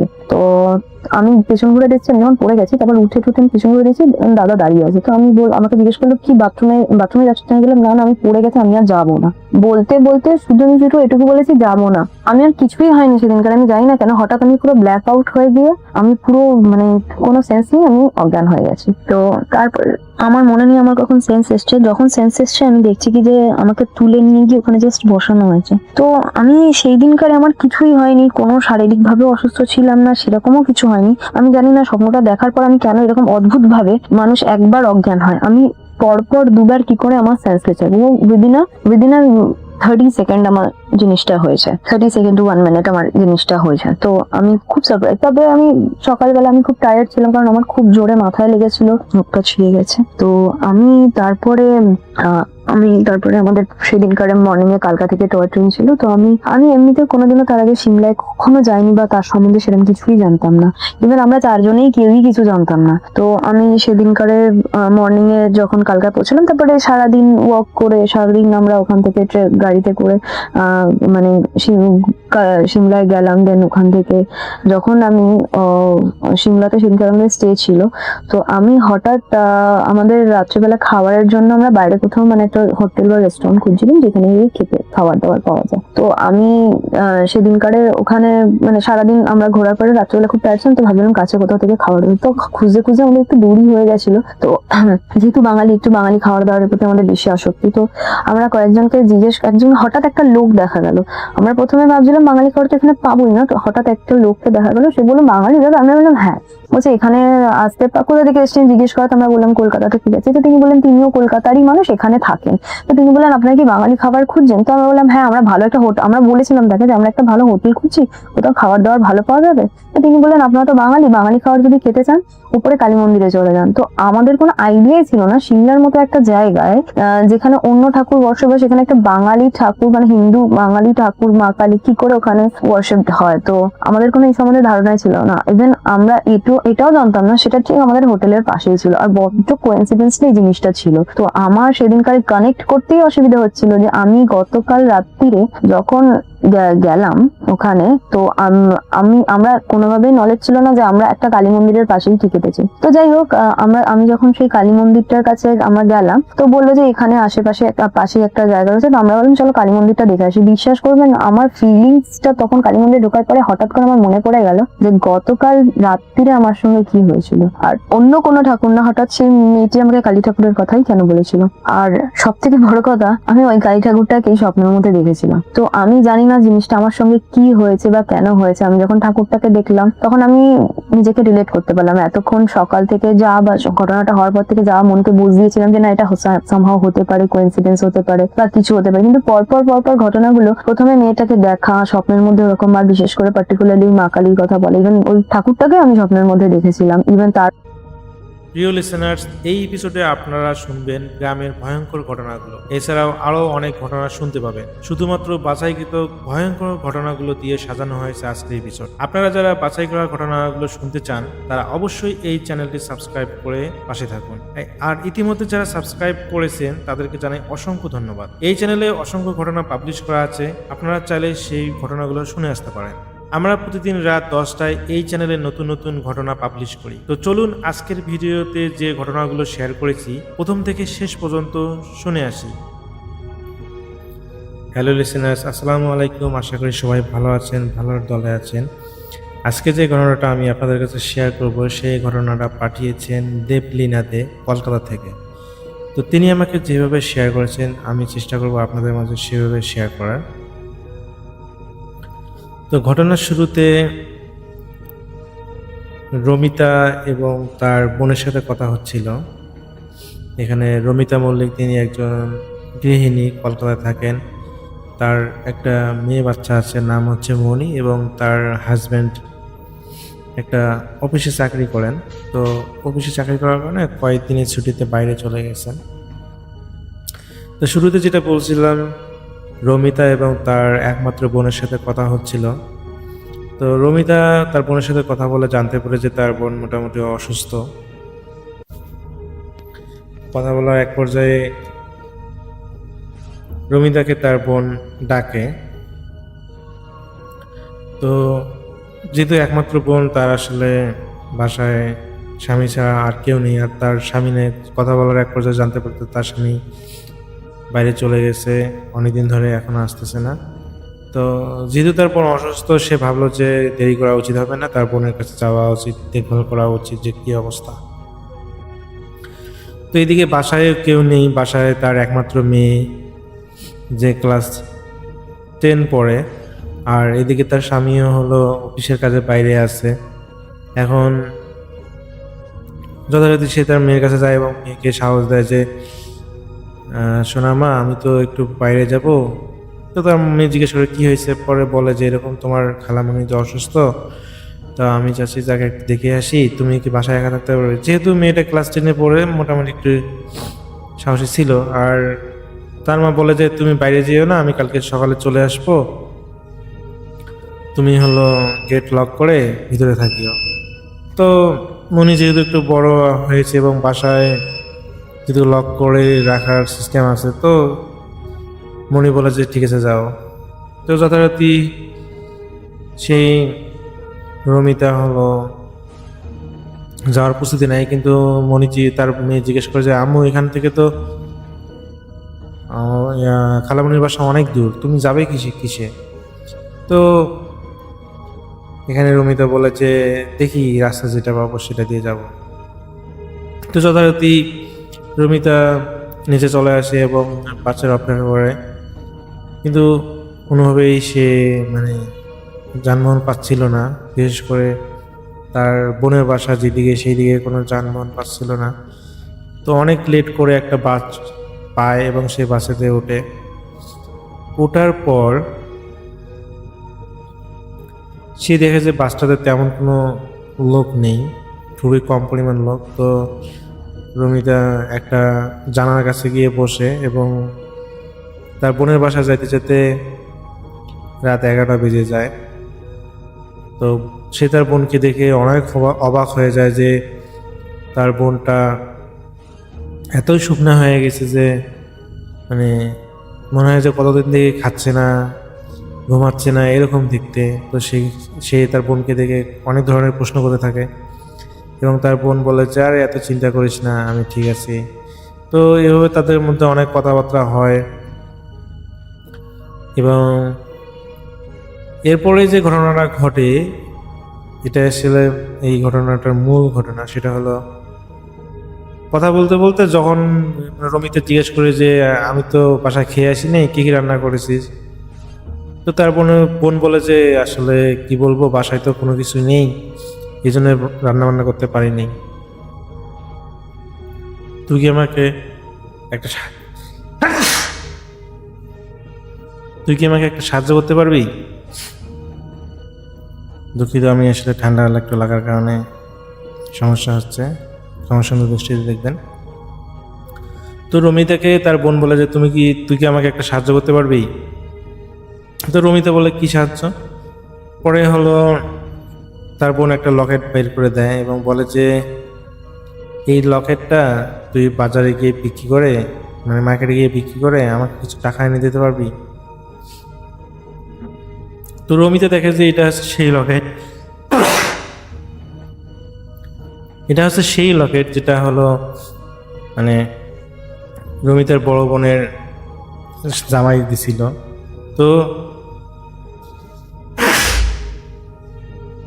তাকে জিজ্ঞেস করলো আচ্ছা তুই এটা বিক্রি করতেছিস কেন? এটা তো হলো মানে জামাইবাবু এটা তোকে দিয়েছে, তাহলে তুই এটা বিক্রি করবি কেন?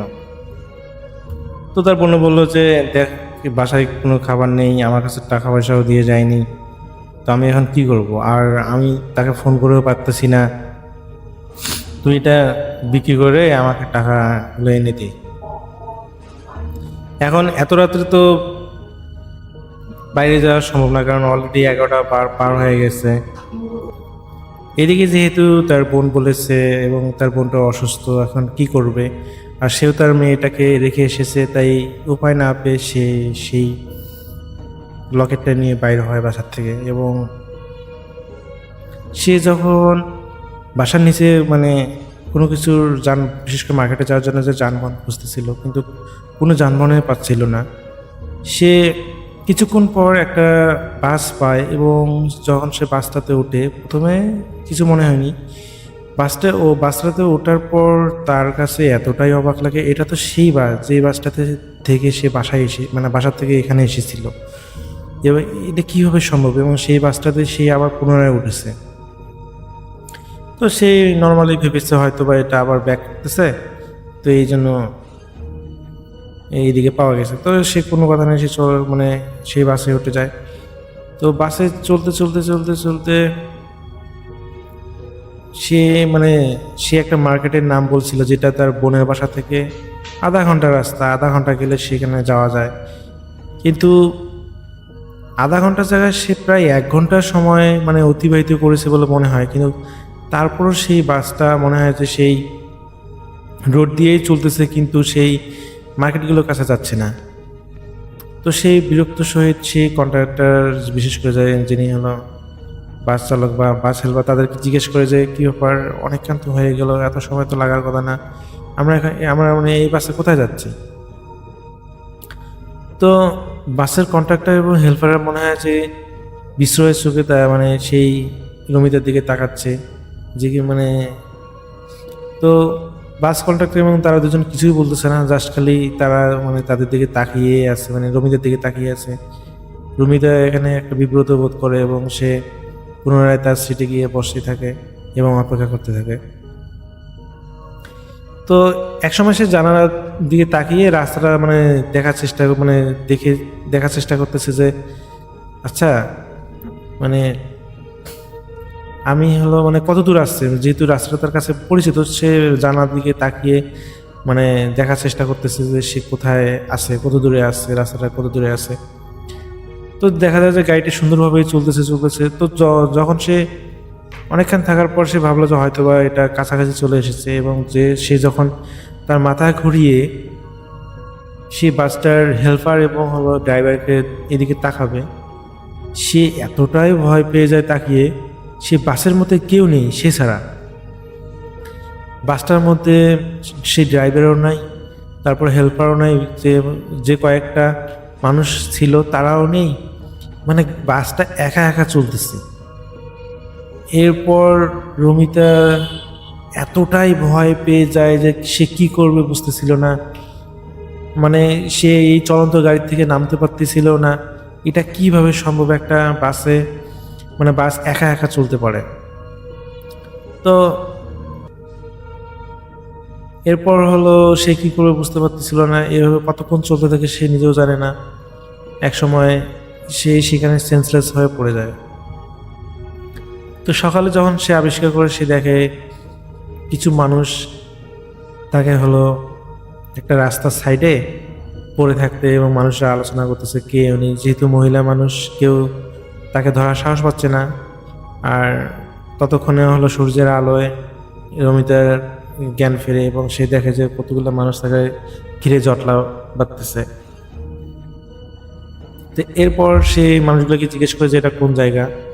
তো তারা বলে যে এটা মার্কেট, এবং হলো মার্কেট থেকে দূরে, মানে 1 কিলোমিটার দূরে এটা হলো একটা নির্জন জায়গা। এখানে আসলে অনেক সময় অনেক ভৌতিক ঘটনা ঘটে।